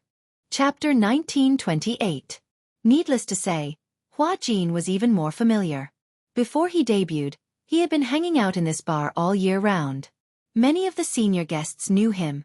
However, when Hua Jin saw Mu Yaja holding Yun Shusher in his arms, his eyes flickered for a moment. Then, the corners of his lips curled up coldly. No matter how stupid a person was, it was not difficult to guess how close the two of them were when they saw them snuggling up to each other intimately. Moreover, his eyes were sharp. He immediately saw the engagement ring on Mu Yaja's finger. It was a pair of rings on Yun Shusher's finger. Could it be that this man was her fiancé? When Hua Jin thought of this, he felt a stab in his heart. He was a little envious. Qin Zhou laughed as he walked over and hooked his arm around him. I didn't expect to meet our big boss here. What a coincidence. Big boss? Hua Jin carefully asked Lin Fengtian. This is Huan Yu's behind-the-scenes boss, Mu Yaja. Don't you know him? Hua Jin was stunned. He shook his head and answered honestly, I've only heard of this name but I've never seen him before. I'm warning you. If you interact with this person, you must be careful with your words and actions. Do you understand? Don't speak without thinking like before. If you anger him, even if your backer comes forward, he won't be able to protect you. Do you understand? Lin Fengtian was in a good mood today. He had asked Qin Zhou to come over for a drink. Coincidentally, he had asked Hua Jin out to discuss a collaboration. Hence, the three of them gathered together. Hua Jin respected Lin Fengtian quite a bit. He was even more in awe of Qin Zhou. Hence, in front of the two of them, he was quite restrained. He was a shrewd person. He would speak the human language when he saw people and the ghost when he saw ghosts. Lin Fengtian thought highly of Hua Jin. He also knew a lot about Hua Jin's past. Hence, he intended to guide this young junior. You're working with Yun Shusher on a TV series, right? That's right. Her scenes are almost done. Hua Jin said honestly. Lin Fengtian nodded and said, It's better to keep a distance from her. This was the first time he had heard someone say something like this. Generally speaking, he could only advise others to stay away from him.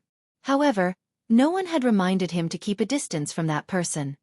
The person behind Yun Shusher is very possessive. If you get too close to her, be careful that you don't get banned. Lin Fengtian said in a meaningful tone. As he spoke, he walked over and proposed a toast to Mu Yaja. Mu Yaja glanced at him, then suddenly looked at Hua Jin behind him and narrowed his eyes. Yun Shusher looked in Hua Jin's direction and was stunned for a moment. Then, she smiled and nodded at him. Hua Jin also smiled and said, Shusher, what a coincidence. You're here too. Having a drink with a friend. Jiang Shen was drunk and retorted, Sister-in-law, what do you mean by having a drink with a friend? You don't even touch a drop of alcohol. You only drink soft drinks. It's a loss to drink with you. Sister-in-law, you're a bully. Yun Shusher waved her fist at him. Shut up. After interacting with them for so long, she was already familiar with Mu Yaja's buddies. Hence, she could joke with them. Sister-in-law? Hua Jin frowned in disbelief. Chapter 1929. In the end, he addressed Yun Shusher as sister-in-law in a respectful manner. What was the background of her fiancé? Even Lin Fengtian had personally reminded him not to speak without thinking and offend him. Otherwise, no matter how strong his backer was, he would not be able to protect him. He had heard that Gu Xingze had been banned from the entertainment industry. Was it also this man's doing? It could be seen that this was an incomparably powerful man, a supremely proud king. Hua Jin's heart skipped a beat. Mu Yaja narrowed his eyes and continued drinking, ignoring Hua Jin's gaze. At that moment, Hua Jin was conquered by his aura. The clash between men was a battle of auras. Mu Yaja just sat there with his back straight and his expression calm. No one in the entertainment industry could match his exquisite and handsome face. Even Gu Xingze was not qualified to do so. If such a man was born in the entertainment industry, he would not have the status of Gu Xingze. Just by sitting there, he did not need to say anything or show any expression. Just his irresistible aura alone was enough to make people feel awe and admiration from the bottom of their hearts. The suppression of his aura made Hua Jin subconsciously feel that he had lost. There was no way for him to fight back. In just a second, the difference between the two of them was obvious. Hua Jin thought to himself that this man was qualified enough to have someone as beautiful as Yun Shirshir. He admitted defeat. Hua Jin walked over and smiled gently at Yun Shirshir. Sister, is this brother-in-law? He called her sister in a tone that was intimate but not overly intimate. He did not want to cause her any trouble. As for Yun Shirshir, he did not have any complicated feelings for her. He had always treated her as his sister. Perhaps it was because of her gentle and charming aura that he yearned for. He had lacked familial love since he was young, especially maternal love. He had no concept of it at all. However, deep in the bones of men, there was an incomparably extravagant hope for maternal love. Therefore, Hua Jin had a sibling relationship with Yun Shirshir.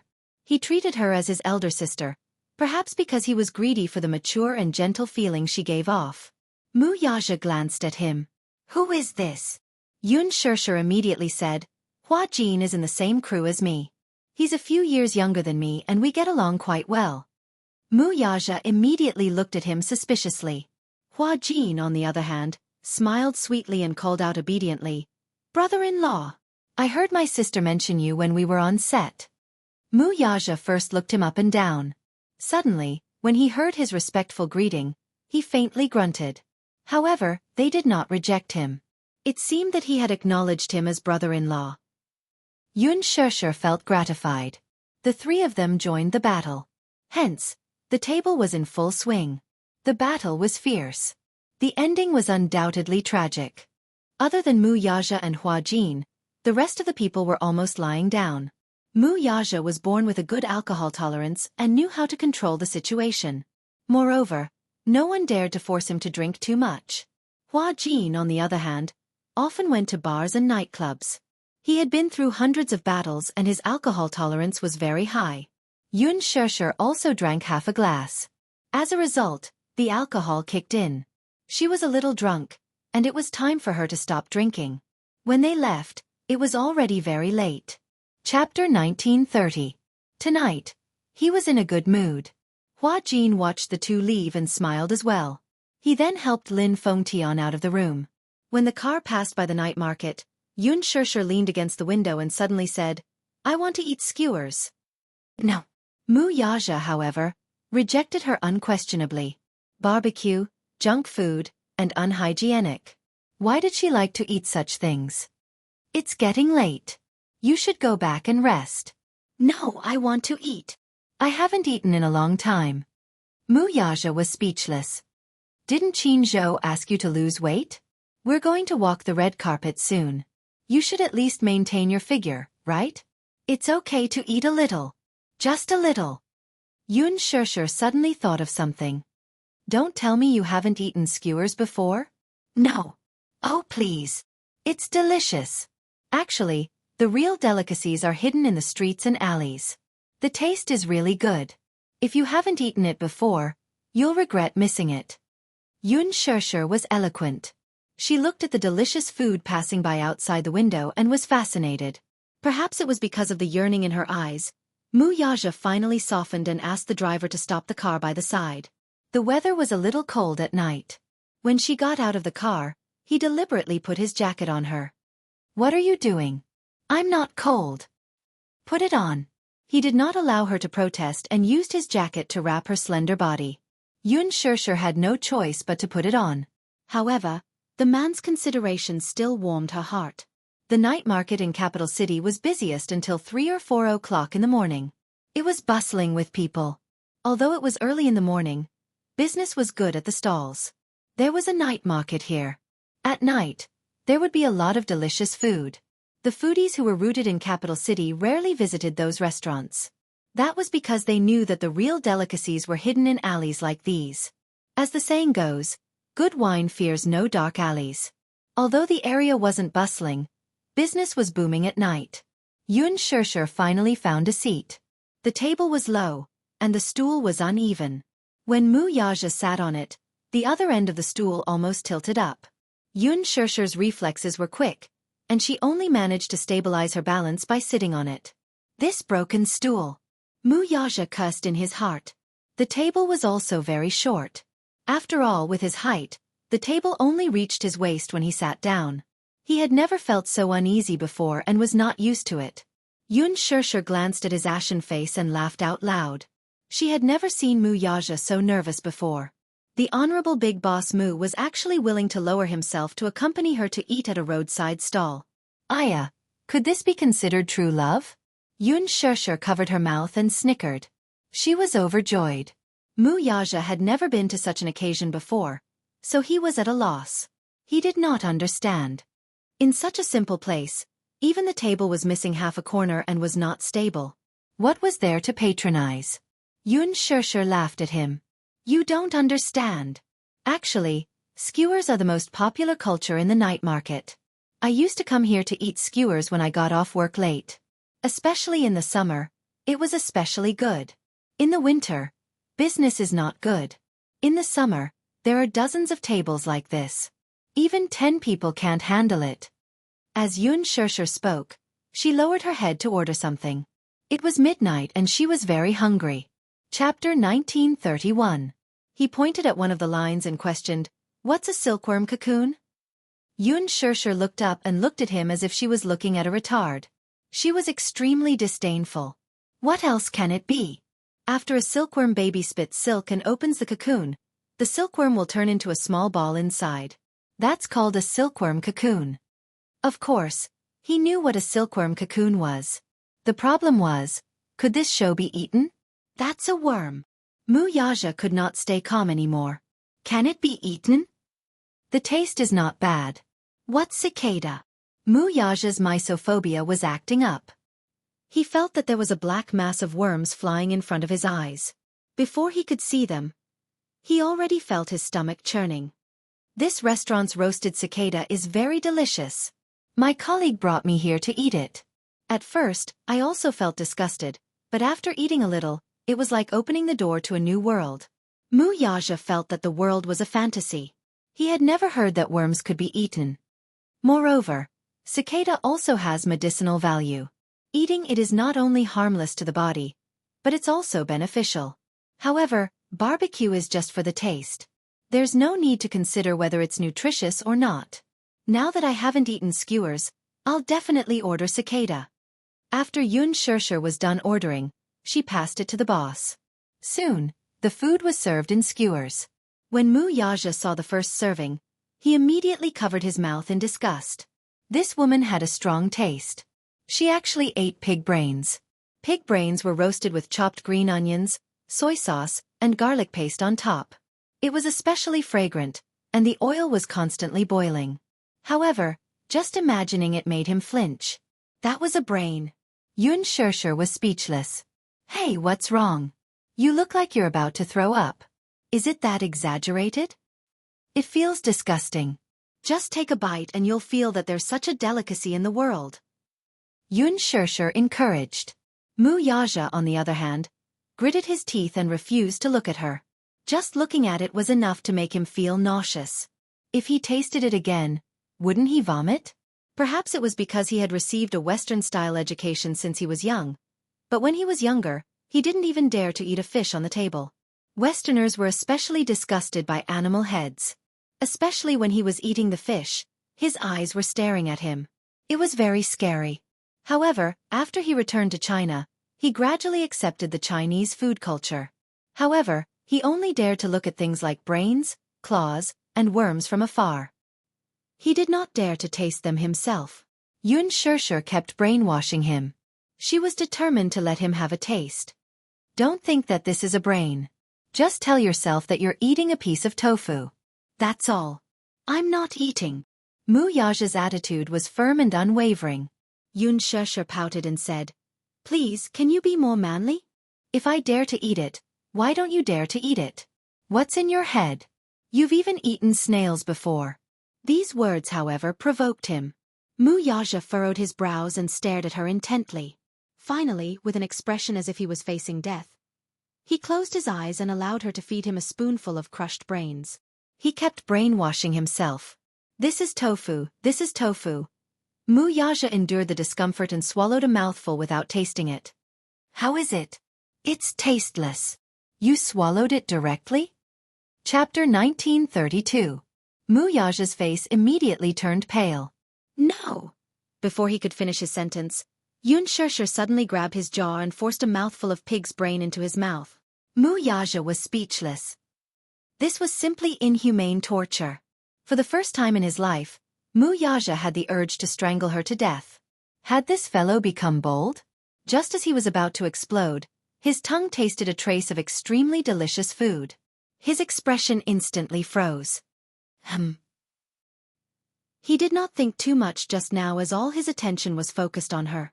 However, when he tasted the taste with his senses, it was indeed very delicious. The taste was not bad. Yun Shirshir grinned. Hee, isn't that right?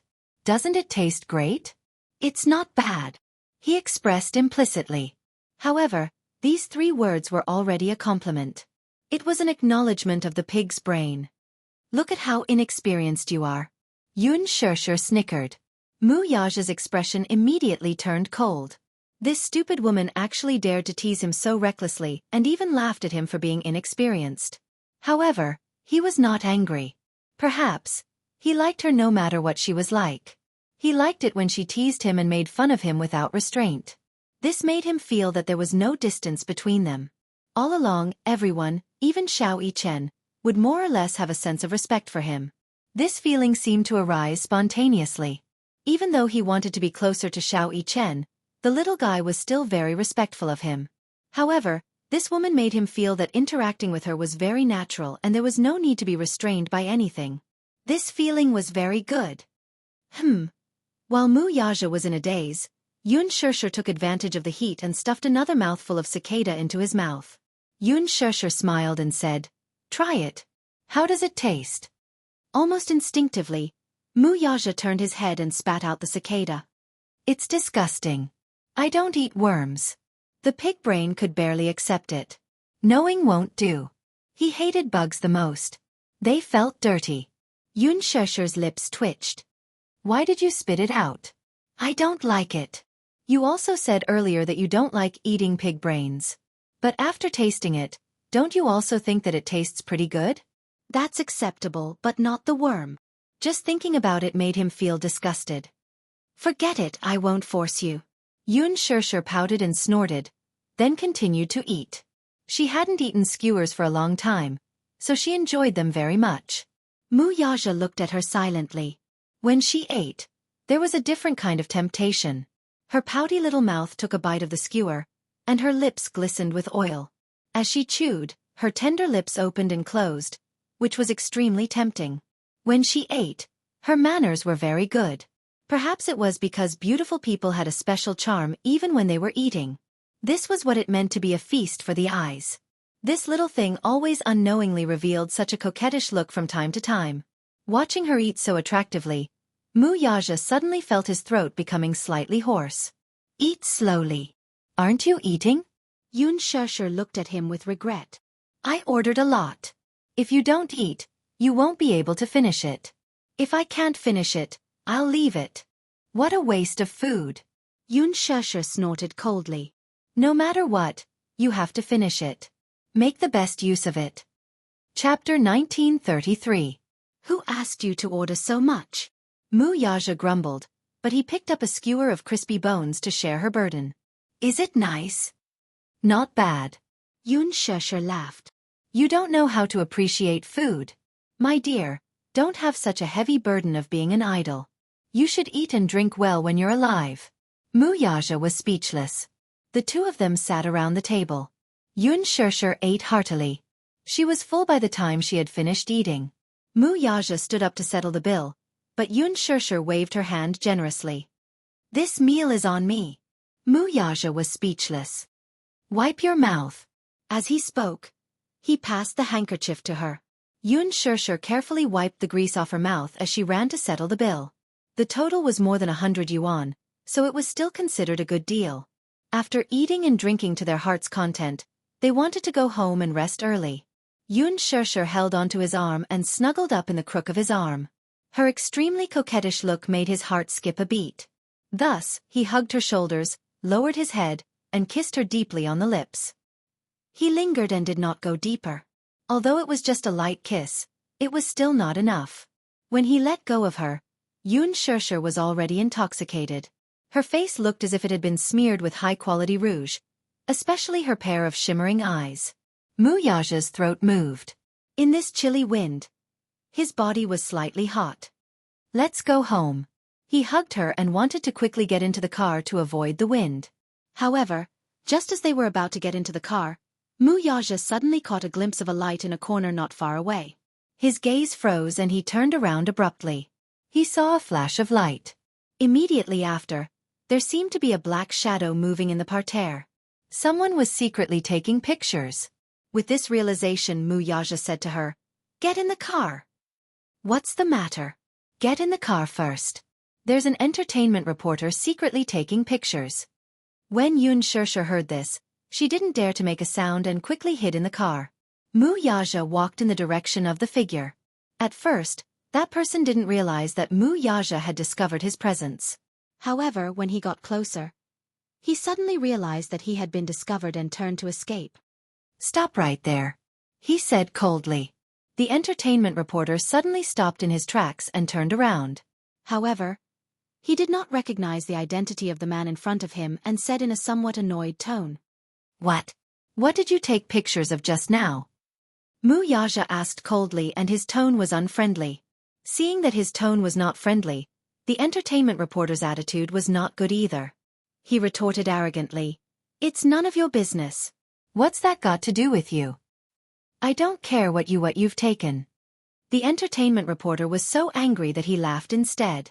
"Why should I? I have the right to reject your order." Yoon Shirshir had been very popular recently. Perhaps, the word popular couldn't even describe the momentum of her popularity. She exploded in popularity overnight. The three words Yoon Shirshir were becoming more and more valuable. Chin Zhou had taken very good measures to protect Yoon Shirshir. It was very rare for the entertainment reporters to take even a single shot of her. The reason he had been waiting here was to wait for another person. However, he didn't expect that instead of that person, an even bigger fish would come. Yoon Shirshir. Gosh, there was a mysterious man beside her. The two of them were very close to each other and were hugging each other. They looked very intimate. He even saw this man kissing her just now. Chapter 1934. He did not expect to be able to verify that Yoon Shirshir was indeed not a simple person. He had even managed to capture an intimate scene between the two of them, which was like a treasure to him. However, he did not expect the man to be so sharp as to discover it. Mu Yaja stared at him for a long time, like a ferocious lion staring at its prey. Suddenly, he stopped talking and sneered. His voice was as cold as ice. "What a right to refuse." He laughed. He laughed at the fact that the reporter refused a toast only to be forced to drink a forfeit. The entertainment reporter was stunned by his cold laughter. For a moment, he could not move and looked at him stiffly. Mu Yaja said coldly, "Go back. You can publish the photos if you want to. But I have to remind you of one thing. Don't lose your hands over some benefits." With that, he turned around and left expressionlessly. He got into the car and drove off. The entertainment reporter watched the car leave and fell to the ground in fright as if he had lost all his strength. The aura that Mu Yaja exuded just now was enough to make one's scalp tingle and shudder. Especially that pair of eyes. It made one's hair stand on end. Was he threatening him? Did he think that he was scared? He had been in the entertainment industry for so many years. Could it be that he grew up being scared? The entertainment reporter wiped the cold sweat off his forehead. He did not know who this man was to have such a threatening aura. He hugged his dessert tightly and returned home. He decided to create a piece of news overnight and publish it in the early hours of the morning. It would definitely drive the website's click-through rate. For online portals like them, the click-through rate meant profit. In the car, Yoon Shirshir leaned against the window. She covered her face with a cap and put on a mask. Mu Yaja had only been there for a short while, but she was already fully armed. When he got into the car and saw that she was ready, he did not know whether to laugh or cry. "He's gone. Who are you guarding against?" Yoon Shirshir looked out of the window and asked doubtfully, "Who's so wicked to secretly take photos of me?" Who else could it be other than entertainment reporters? You're so popular now. In the eyes of the reporters, you're like a delicious cake, Mu Yaja said indifferently. Ugh. Yun Shesher was still a little wary. Did you chase after him just now? No. Did you manage to capture anything? Mu Yaja laughed and said, I took a picture of us kissing. Does that count? Then he didn't delete it? It doesn't matter to me. Yun Shesher was his woman. He couldn't wait to announce it to the whole world. This way, no one would dare to covet his little thing. Therefore, he didn't mind being secretly photographed. However, the problem was that if someone secretly took a photo and brought it back to the chief editor, if they saw the person in the photo, it would be another matter if they dared to publish it. It could be seen that this entertainment reporter wasn't very experienced. If it was an experienced entertainment reporter, they would have to take a detour when they saw him. They wouldn't even dare to take a second look at him, let alone take a sneak shot. Mu Yaja used to be very disgusted with reporters who secretly took photos of him. With his family background, the first crown prince of the capital, his extraordinary background, prominent power, and good looks, he became the object of public figures who were eager to find out more about him. In the eyes of the public, he was like a god. Man is a ridiculous thing. Chapter 1935. As the grandson of the richest man in the country, he was young but talented. He was completely different from the second son of a rich family. The public had always been curious about him. However, he did not like his privacy being pried into. When he first entered the Mu group, he was first exposed to the public in a national news video. He was sitting in the main seat, and the camera flashed by. He became a hot topic online. The paparazzi started to take photos of him secretly. Of course, Mu Yaja was young and hot-blooded at that time. Those who took photos of him ended up in a sorry state. The worst thing was that the photos of him visiting his mother's grave were also published online. In a fit of anger, he was ruthless and banned the entire news agency. From then on, no entertainment reporters dared to pursue him. No one dared to offend this ruthless crown prince. How annoying. He's just like a fly. Yun Shesher did not like this feeling. However, as a public figure, this was something that had to be sacrificed. The public always had a strong desire to pry into celebrities. Just as Mu Yaja had expected, the next day was uneventful. In fact, after the entertainment reporter had gone home last night, he had worked through the night to produce a piece of news. When he finally submitted it to the chief editor for review, the chief editor had seen the familiar face of the man in the photo and had slammed the manuscript on his face. Do you know the identity of the man in the photo? How dare you take photos of such a person? Do you want to implicate the entire website? The entertainment reporter was confused and didn't know what to do. Boss, what's going on? Do you know that there are 4 princes in the capital who cannot be offended? The first one is the big Buddha of the Mu group. When the reporter heard this, his mouth opened so wide that it could fit 2 eggs. What?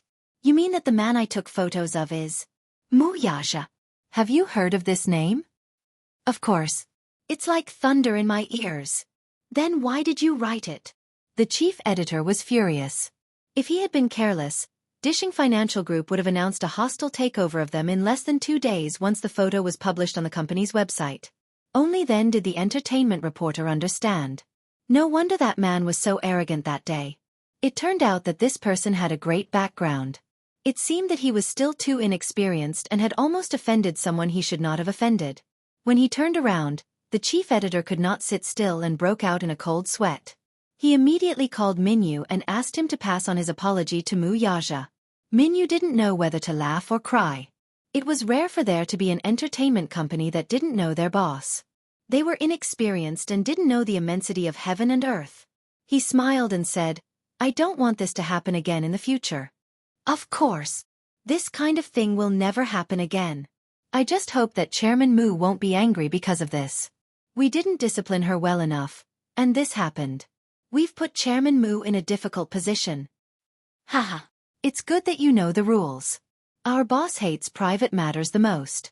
In the future, please give more guidance to those people under you. Don't make any more trouble. After hearing Min Yu's warning, the chief editor immediately thanked him profusely. It was only a few days before the opening of the film festival. Qin Zhou brought her to choose a gown. Yun Shesher rushed to film for another 2 days before returning home early. On the way home, she received a call from Gong Jie. Chapter 1936. On the other end, Gong Jie's tone was light and cheerful. Yun Shesher smiled. Busy man. You're finally on holiday? Gong Jie pursed his lips into a smile and said, Yes.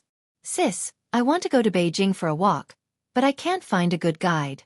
What do you think I should do? Alright, how about this? I'll pick you up in the afternoon and bring you out for some fun. Okay. When Yun Shishir reached home, she changed into a thick coat, paired it with a hat, a pair of sunglasses, and a mask. She went out in full gear.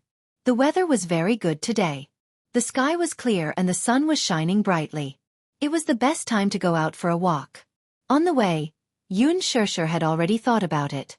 Since it was not a holiday, it was not a bad idea to go on a road trip to the wildlife park. Gong Jie sent her a location. Yun Shishir drove there using the GPS. It turned out to be the headquarters of LoveLore Group. When they drove into the park, Yun Shishir was stunned by the majestic building. What a magnificent building! Yun Shishir sighed in her heart. LoveLore Group was a global toy supplier. It had a very high status. 2 years ago, it was a toy factory that was on the verge of bankruptcy. Now, after 2 days of consolidation, it had become a toy empire. It was the world's #1 toy brand and was highly respected by children. In the past, when she bought gowns for Yu, she would always go to LoveLore's brand store to buy one. The service was good and the price was not too expensive. Moreover, the quality was good. Yu liked it very much and could not bear to put it down. However, she did not expect LoveLore Group's headquarters to be so magnificent. However, why was Gong Jie here? After Gong Jie got into the car, Yun Shishir asked, Why are you here? Because Yu. Gong Jie was stunned for a moment before he subconsciously blurted out the truth. Fortunately, just as he was about to speak, he remembered that the boy had repeatedly reminded him to keep the secret for him. Thus, he stopped abruptly and did not continue speaking. Yu. Yun Shishir was puzzled and confused. Didn't Yu like LoveLore's toys? Coincidentally, this company is also one of my business partners, so I came over to check it out. Gong Jie glossed over it and justified himself. Yun Shishir nodded and smiled. Yes, Yu likes LoveLore's toys very much. I can't bear to part with them. Gong Jie smiled, but he was complaining in his heart. What do you mean by can't put it down? That's just an illusion, okay? In reality, Yu was the chief designer of the toys. He had a thick stack of toy blueprints in his study room. Before the toys were released to the market, he had gone through the blueprints several times to find out where they were lacking. After he perfected them, he put them into mass production. He was already sick of the toys before they hit the market.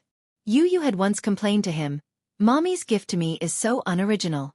Other than LoveLore's toys, it's LoveLore's smart products. Can I say that every gift she gives me is a flagship product designed by me? I have to pretend that I like it very much. Otherwise she will think too much. That at least shows that your designs are very good and are very popular in the market. Yu touched his forehead helplessly. But I'm already sick of toys. I can't come up with anything new.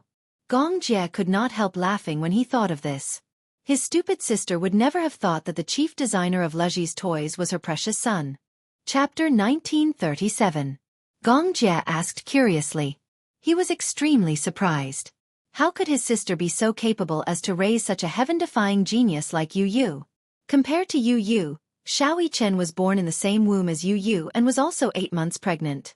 Why was Xiao Yichen not as smart as Yu? When he asked about Yu said, Mommy didn't teach me how to raise me. She has always let me do whatever I want and allowed me to develop freely. Gong Jie obviously didn't believe him. How could he develop freely to this extent? To be honest, he had always wanted to bring Yu back to the Gong family. His father had always had high hopes for this child and had high hopes for him. He had always wondered what kind of child could come up with the Deva Eye project and promote the research. If the research was successful, the Hurricane Group's future territory would be immeasurable. However, he still hadn't revealed Yu's identity to his father. Yun Shishir smiled helplessly. I didn't really raise him. Yu has been in poor health since he was young. I spent all my effort on his health. Poor health? Gong Jie raised his eyebrows. Yu's health was indeed not satisfactory. He was very thin and was different from Xiao Yichen's sunny and energetic aura. Other than the mature and steady aura he gave off, there was also a strange feeling. His health seemed to be very poor. Once he exercised vigorously, his heart rate would be irregular and his breathing would be frighteningly rapid. He had never seen Yu Yu's illness, but he had always seen him pale and weak. Yun Shusher said quietly, "Yes." Because he was born prematurely and Xiao Yichen had taken all the nutrients from his mother's body, he didn't cry or make a fuss when he was born. His little face was purple and he didn't even breathe. When Xiao Yichen was born, he cried very loudly. Although he was also a premature baby, he was very healthy. However, Yu Yu underwent surgery right after she was born. After that, she was kept in an incubator for a long time before she passed the critical stage. He was almost gone. The nurses all said that if it weren't for the little guy's strong will to live, he wouldn't have made it. As Yun Shusher spoke, she paused and looked at him. Isn't it amazing? Such a young child actually had a strong will to live. Therefore, I feel that you and I are fated to be together. He is the best gift that God has given me. Although she looked calm when she said this, when Yu Yu was in the critical stage and she had just given birth, she still held on to her body and painstakingly stayed by Yu Yu's side. At that time, she was filled with despair and uneasiness. She prayed all the time that this child would be safe and sound. Every minute, every second was torture. This was because no one knew what fate this child would face in the next second. Would it be death? Would it be survival? Even the doctors couldn't say for sure. They only said that this child had a strong will to live, but his vitality was very weak. They could only try their best. Whether the child could survive or not depended on the child's luck. Yun Shusher was frightened when she heard this. She was afraid that the child wouldn't survive. When she was still in school, she actually didn't like children. When she saw how mischievous other children were, she silently thought that if she had children of her own in the future, she would definitely train them to be obedient and cute. Chapter 1938. Motherhood could turn a fierce and aggressive woman into a gentle and soft woman. She was amazed by the wonders of God and the impermanence of the world. She was certain that once the two children were born, they would be separated from her. Even so, she still hoped that the two children would grow up healthily.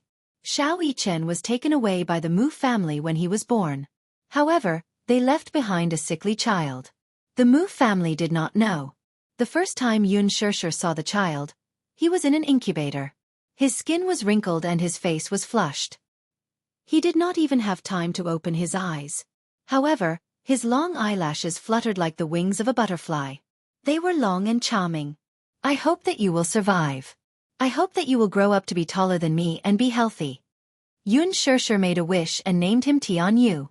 She hoped that the heavens would protect the child and that he would be able to survive the ordeal.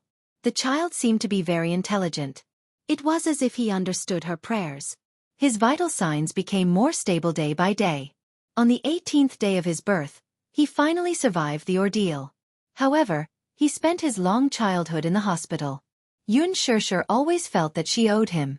Hence, unlike other parents, she did not impose too many burdens on the child and allowed him to develop freely. Gong Jie quietly added after her, he developed freely, but in the end, he developed into such a heaven-defying person. This little guy is young, but he is very smart. He has a sweet mouth and knows how to coax people. Yun Shusher was amused. Yes. I don't know who he learned that from. He will definitely be a lady killer when he grows up. Not only that. Now that I think about it, he will definitely be a lady killer when he grows up. He will be able to attract women from as young as 7 years old to as old as 70 years old. Haha. Yun Shusher began to imagine that when Yu Yu grew up, there would be many girls lining up to pursue him. She could not help but feel amused. Time passed quickly. In the blink of an eye, 7 years had passed. Perhaps in the blink of an eye, Yu Yu would really grow up. Yun Shusher thought that when that day came and Yu Yu brought his wife home, she would definitely be jealous. Sister, where are we going to play? Safari Park. Look at animals? Gong Jie raised his eyebrows in anticipation. I've never been to a zoo since I was young. How could this be? Gong Jie said indifferently, because I had a lot of tasks when I was young, my father gave me a lot of plans, so I didn't have the time to play. The zoo is very interesting. We'll go on a road trip and drive around the park. All right. Gong Jie agreed happily. As long as he could be with her, he would like to go anywhere. When they arrived at the gate of the zoo, They were charged for stopping a taxi. Yun Shirshir had already booked the tickets online. Now that the internet was developed, everything was very convenient. One only needed to scan the QR code to obtain a pass. The safari park had a special road trip. What was different from other zoos was that here, one could have close contact with some gentle animals. In the zoo, other than the area for ferocious animals, visitors could park their cars at any time and interact with the animals. It was very interesting. This zoo was very popular. Although it was not a weekend, it still attracted many visitors and the queue was very long. Chapter 1939.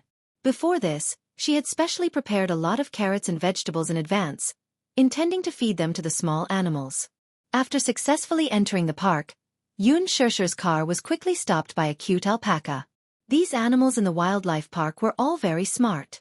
When they saw the car, they would casually walk forward and stop the car to ask for food. Some would even stick their heads into the car window and lick it with their tongues. They would use a pair of curious and bright eyes to stare at them like spiritual spirits. What's this? Gongje's eyes widened in surprise. He looked very interested in the alpaca that was blocking the car and chewing non-stop. Alpaca. Yes, it has a nickname. It's called Grass Mud Horse. Is it asking us for food? Gongjie asked curiously. His handsome eyes were slightly smiling as he looked at the alpaca. A pair of lazy eyes stared at the car. Then, with lazy and decadent steps, it slowly walked to the car window. After posing, it calmly stuck its head out of the car window and opened its mouth wide. Gongjie was amused. So bad, stopping the car to ask for food. How scheming. It's very clever. Yun Shirshir laughed again. Give it a carrot. It likes carrots. Gongjie had just taken out a carrot from the food container. Before he could feed it, the alpaca's eyes lit up and it nimbly took the carrot from his hand. Its rude and unreasonable actions were undoubtedly snatching food. Gongjie was stunned. He felt like he was being charged a toll. Yun Shirshir didn't know whether to laugh or cry. She looked at the alpaca that had destroyed a carrot. Then, it looked at the food container in Gongjie's hand and licked his face with its long tongue. Gongjie snatched it away in disgust and hugged Yun Shirshir's shoulder. Sister, save me. Don't tell me you're afraid of an alpaca. I dislike it. Its mouth stinks. The Gongjie was a bit of a clean freak. After being licked by the alpaca, he was disgusted. Yun Shirshir said enviously, Shao Jie, you don't cherish it. This alpaca was very cold. Most people wanted to get close to it, but it ignored them. It licks you because it likes you. Of course not. Gongjie complained. It's obviously trying to steal my carrot. That's why it's trying to be nice to me. It's so scheming. Yun Shirshir laughed out loud. Then quickly give it the carrot. If you give it to him, he won't bother you anymore. Gongjie took out a carrot to tease it. He deliberately tempted it, and when it was about to eat it, he moved away. However, the alpaca was very persistent. It didn't know how to be angry. It stared at the carrot in Gongjie's hand for a long time, but it couldn't lick it. After a while, the alpaca realized that the two-legged beast must be teasing it. It pouted its mouth angrily and spat at him. Yun Shirshir was speechless. Gongjie was also speechless. He closed his eyes, frowned and fell silent. The saliva on his face was sticky. His face was stiff, as if it was the first time an animal had despised him and spat at him. Was it despising him? Yun Shirshir complained. Serves you right. Who asked you to tease it? I. Gongjie expressed his innocence. He thought it was cute, so he couldn't help but want to tease it. In the end, the alpaca despised him. The alpaca seemed to have vented its anger and spat at Gongjie again. Chapter 1940. A stream of saliva splattered on Yun Shirshir's face. Yun Shirshir was still laughing at him when she was spat on too. She was so aggrieved that she was about to cry. Gongjie laughed gloatingly. Ha ha ha. You were spat on too. Serves you right. Who asked you to laugh at me? Yun Shirshir immediately took a wet towel and wiped the saliva off her face. She glared at him. You still have the cheek to laugh? It's all your fault for implicating me. He was obviously spitting on you. You're my sister. We should share blessings and hardships together. Gongjie winked mischievously and also wiped his face with a wet towel. The siblings looked at each other and smiled knowingly. After giving the carrot to the alpaca, Yun Shirshir and Gong Jie went to the sink and washed the saliva off their faces. Luckily, she didn't wear any makeup. Otherwise, without makeup remover, it would be difficult to remove the saliva on her face. After Gong Jie washed his face, he looked at Yun Shirshir, who was carefully wiping her face. He suddenly reached out and held her hand tightly. Yun Shirshir turned around and looked at Gong Jie, only to see his eyes full of tenderness. "It's so good to be able to hold my sister's hand." Gong Jie's smiling eyes were bright and full of doting. "Why? You caused me to be spat on and now you're trying to please me? It's too late. Sister, I was wrong. Don't be angry, okay?" Gong Jie pretended to be obedient and tried to please her. Yun Shirshir snorted and turned to leave. Gong Jie stuck behind her, feeling wronged. Just like when they were young, when he made a mistake, he would follow behind her and constantly use flowery words to make her happy. Yun Shirshir continued to walk forward by herself as she pursed her lips and snickered incessantly. After Gong Jie repeatedly begged for mercy, she turned to glare at him coquettishly and suddenly held his hand. "All right, I forgive you. But from now on, be good, okay? Okay. Listen to me." Gong Jie smiled and looked at her obediently. Even though he was 189 meters tall, Yun Shirshir's petite and slender body only reached his chest, making her look like a little bird that was dependent on him. However, such a big guy listened to her and even obediently lowered his head to kiss her on the cheek. "I love Big Sis the most. Hey, there are so many people watching. Isn't it embarrassing? Can you be more serious?" "What? People will only be envious of our good relationship," Gong Jie said as he held her hand tightly. Along the way, he gently held her hand as they quietly toured the garden. Walking on the small path, countless people turned their heads to look at the handsome man and beautiful woman. The man had a slender figure, a handsome face, and a tall and straight posture. The woman's figure was graceful, elegant and refined, quiet and warm. Perhaps it was because Yun Shirshir was wearing a mask and her face couldn't be seen clearly. But when they saw her and Gong Jie standing together, many people mistakenly thought that they were a couple. There were even many young couples looking at them. Especially those young ladies, their gazes landed on Gong Jie and they couldn't look away. They had never seen such a handsome and sunny man, especially when Gong Jie lowered his head to listen seriously to Yun Shirshir's words. His eyes were focused, serious, and full of love, making many girls envious. They also wanted to have such a considerate and gentle boyfriend. The most important thing was that he was so handsome. Yet, such a perfect man was actually taken. Chapter 1941. Yun Shirshir was baffled and felt many hostile gazes on her. She looked around and realized that many people were looking at them curiously. She seemed to have accidentally become the public enemy of the girls.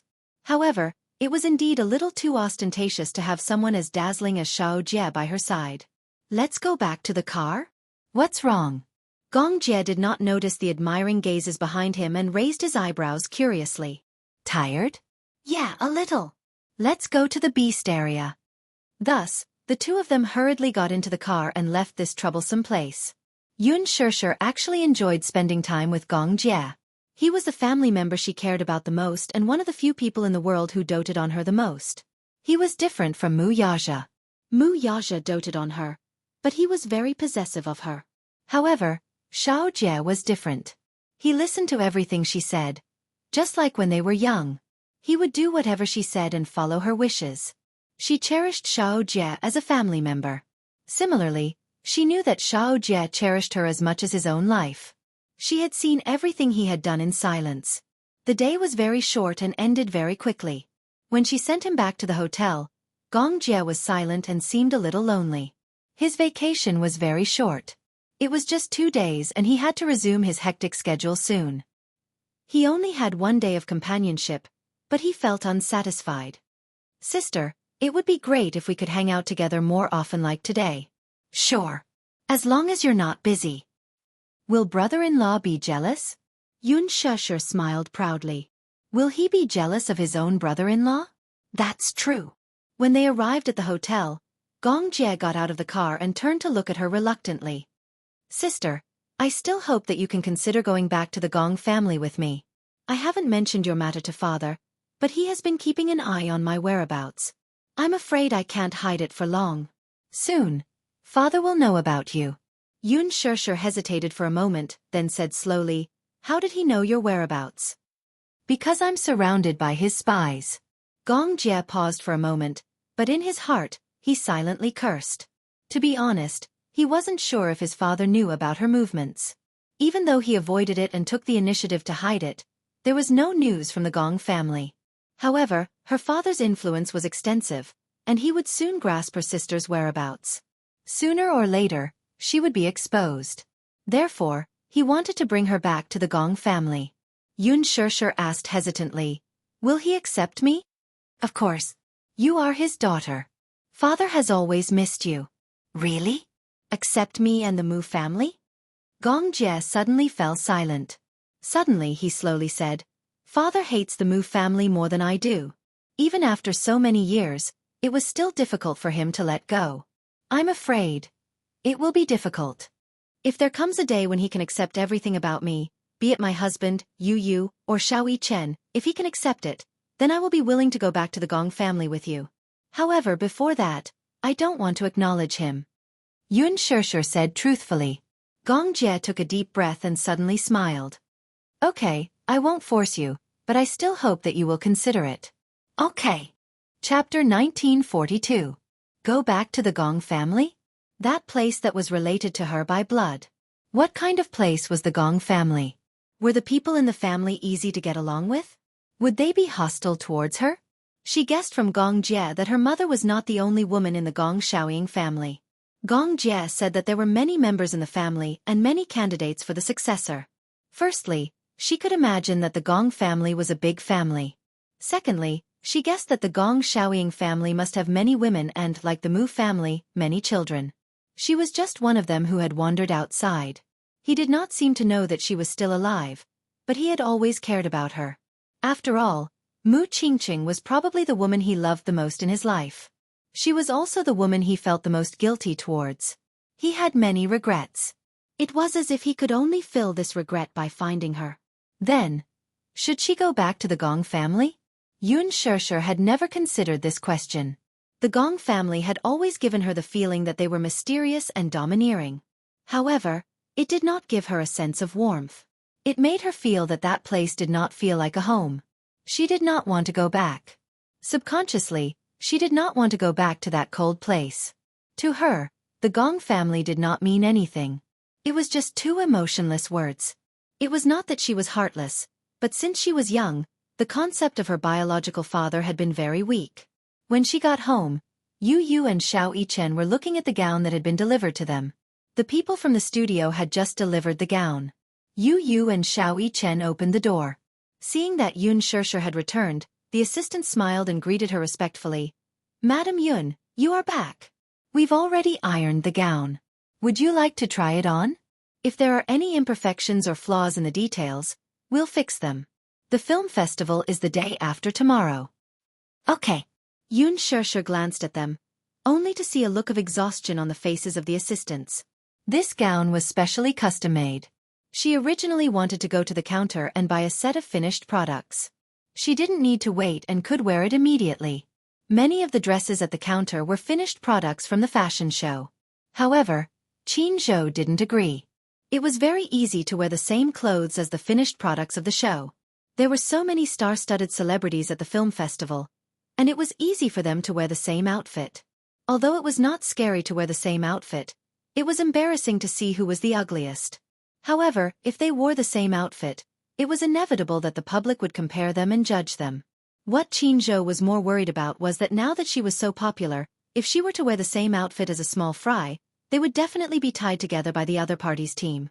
Wasn't this the same as being raped? Qin Zhou would never allow such a thing to happen. Therefore, he asked many experienced designers to design a few sets of gowns as soon as possible. After taking Yoon Shirshir to choose, he took measurements. It had only been a few days since the dress selection, and the dress had already been rushed out. This gown was exquisitely made. It looked simple and elegant, but in reality, the embellishment of the details took a lot of effort. Yoon Shirshir was quite surprised that such an exquisite dress could be made in just 5 days. It was also obvious that the people in the studio attached great importance to this matter. It was obvious that they had worked overnight to complete it. Originally, they had called Qin Zhou and asked him to go to the studio with Yun Shishir to try on the gown. Chapter 1943. A few assistants helped her change into the gown. After changing, Yun Shishir stood in front of the full-length mirror and looked at herself in satisfaction. She had to admit that Qin Zhou had a unique taste. She had thought that he would custom-make a gorgeous gown for her, but in fact, he had custom-made a simple and beautiful gown for her. The Green Apple had been nominated for many awards at the film festival. Therefore, she had to match the atmosphere of the movie when she walked the red carpet. In the movie, she had created a pure and elegant image. Therefore, when she walked the red carpet, if she were to put on too much makeup, it would make the movie fans feel unfamiliar with her. She had to match the theme of the movie and promote it further. Most of the fans at the film festival were attracted to her performance in The Green Apple. Therefore, Qin Zhou had custom-made a pure and elegant gown for her. This way, the fans would feel immersed, as if the character in the movie had walked out of the screen alive. The snow-white gown was embellished with delicate blue lace. It was refined and elegant, and it was beautiful beyond compare. Coupled with the crystal-like nude makeup, it looked pure and elegant. It was very beautiful. Yun Shishir was also very satisfied. She walked out in the gown and stood in front of Yu and Xiao Yichen. "What do you think of this gown?" "Wah!" Xiao Yichen immediately exclaimed in surprise. "Mommy is so beautiful." This was the so-called clothes rack. Yun Shishir had a delicate frame, a well-proportioned body, and a rare golden ratio. Her legs were very long, so even though she was wearing slippers, she still looked very elegant. Xiao Yichen felt that his mommy looked good no matter what she wore. Not only was his mommy beautiful, but she also had a very elegant aura. Beauty could be improved later, but elegance was very difficult to improve. Some female celebrities were very beautiful, but they were so delicate that they looked like soulless porcelain dolls. They were very empty and lacked charm. Therefore, temperament was sometimes even more charming than beauty. Yu crossed his arms and looked at her with a deep gaze. He quietly sized her up and suddenly smiled gently. "Mommy looks very good in this gown. Why did you take so long to answer?" Yun Shishir pouted. "Are you saying something against your will to make mommy happy?" "What? You look good. You look good no matter what you wear. How can I lie to you?" "You still deny it? What do you mean by, I look good in anything?" You can't lie to mommy." Xiao Yichen snickered. "There's a saying that goes, beauty is in the eye of the beholder." "Yu taught me." Yun Shishir blushed. "What lover?"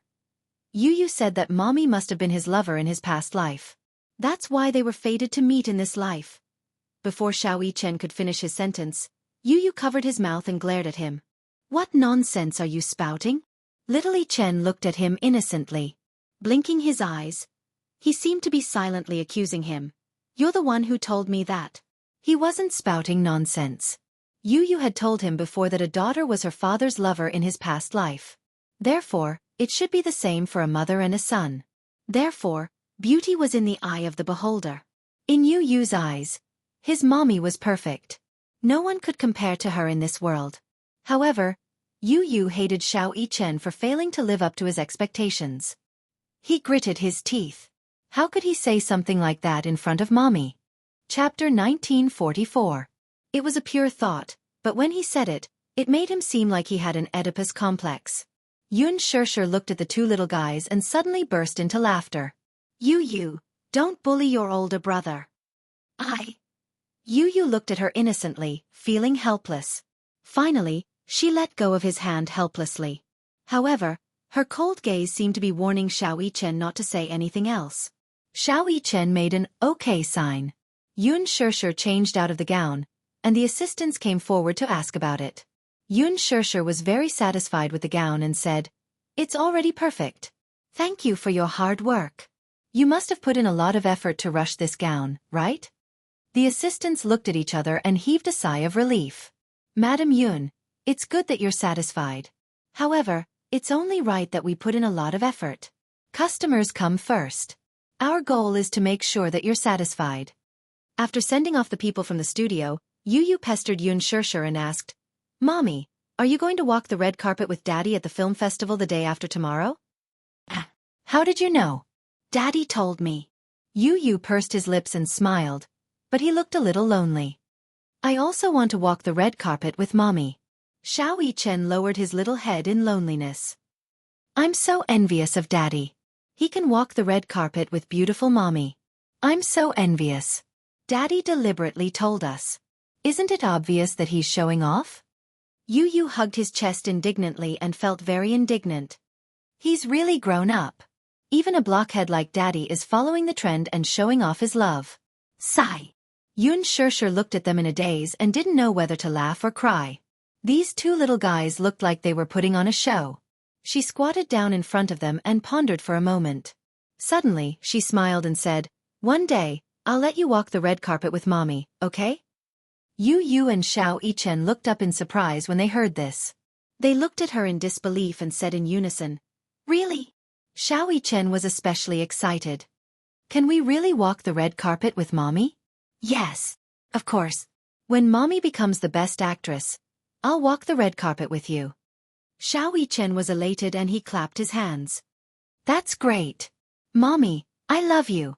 However, Mommy Yu uses Mommy and Mommy, don't make us wait too long. You Mommy my, Mommy Mommy.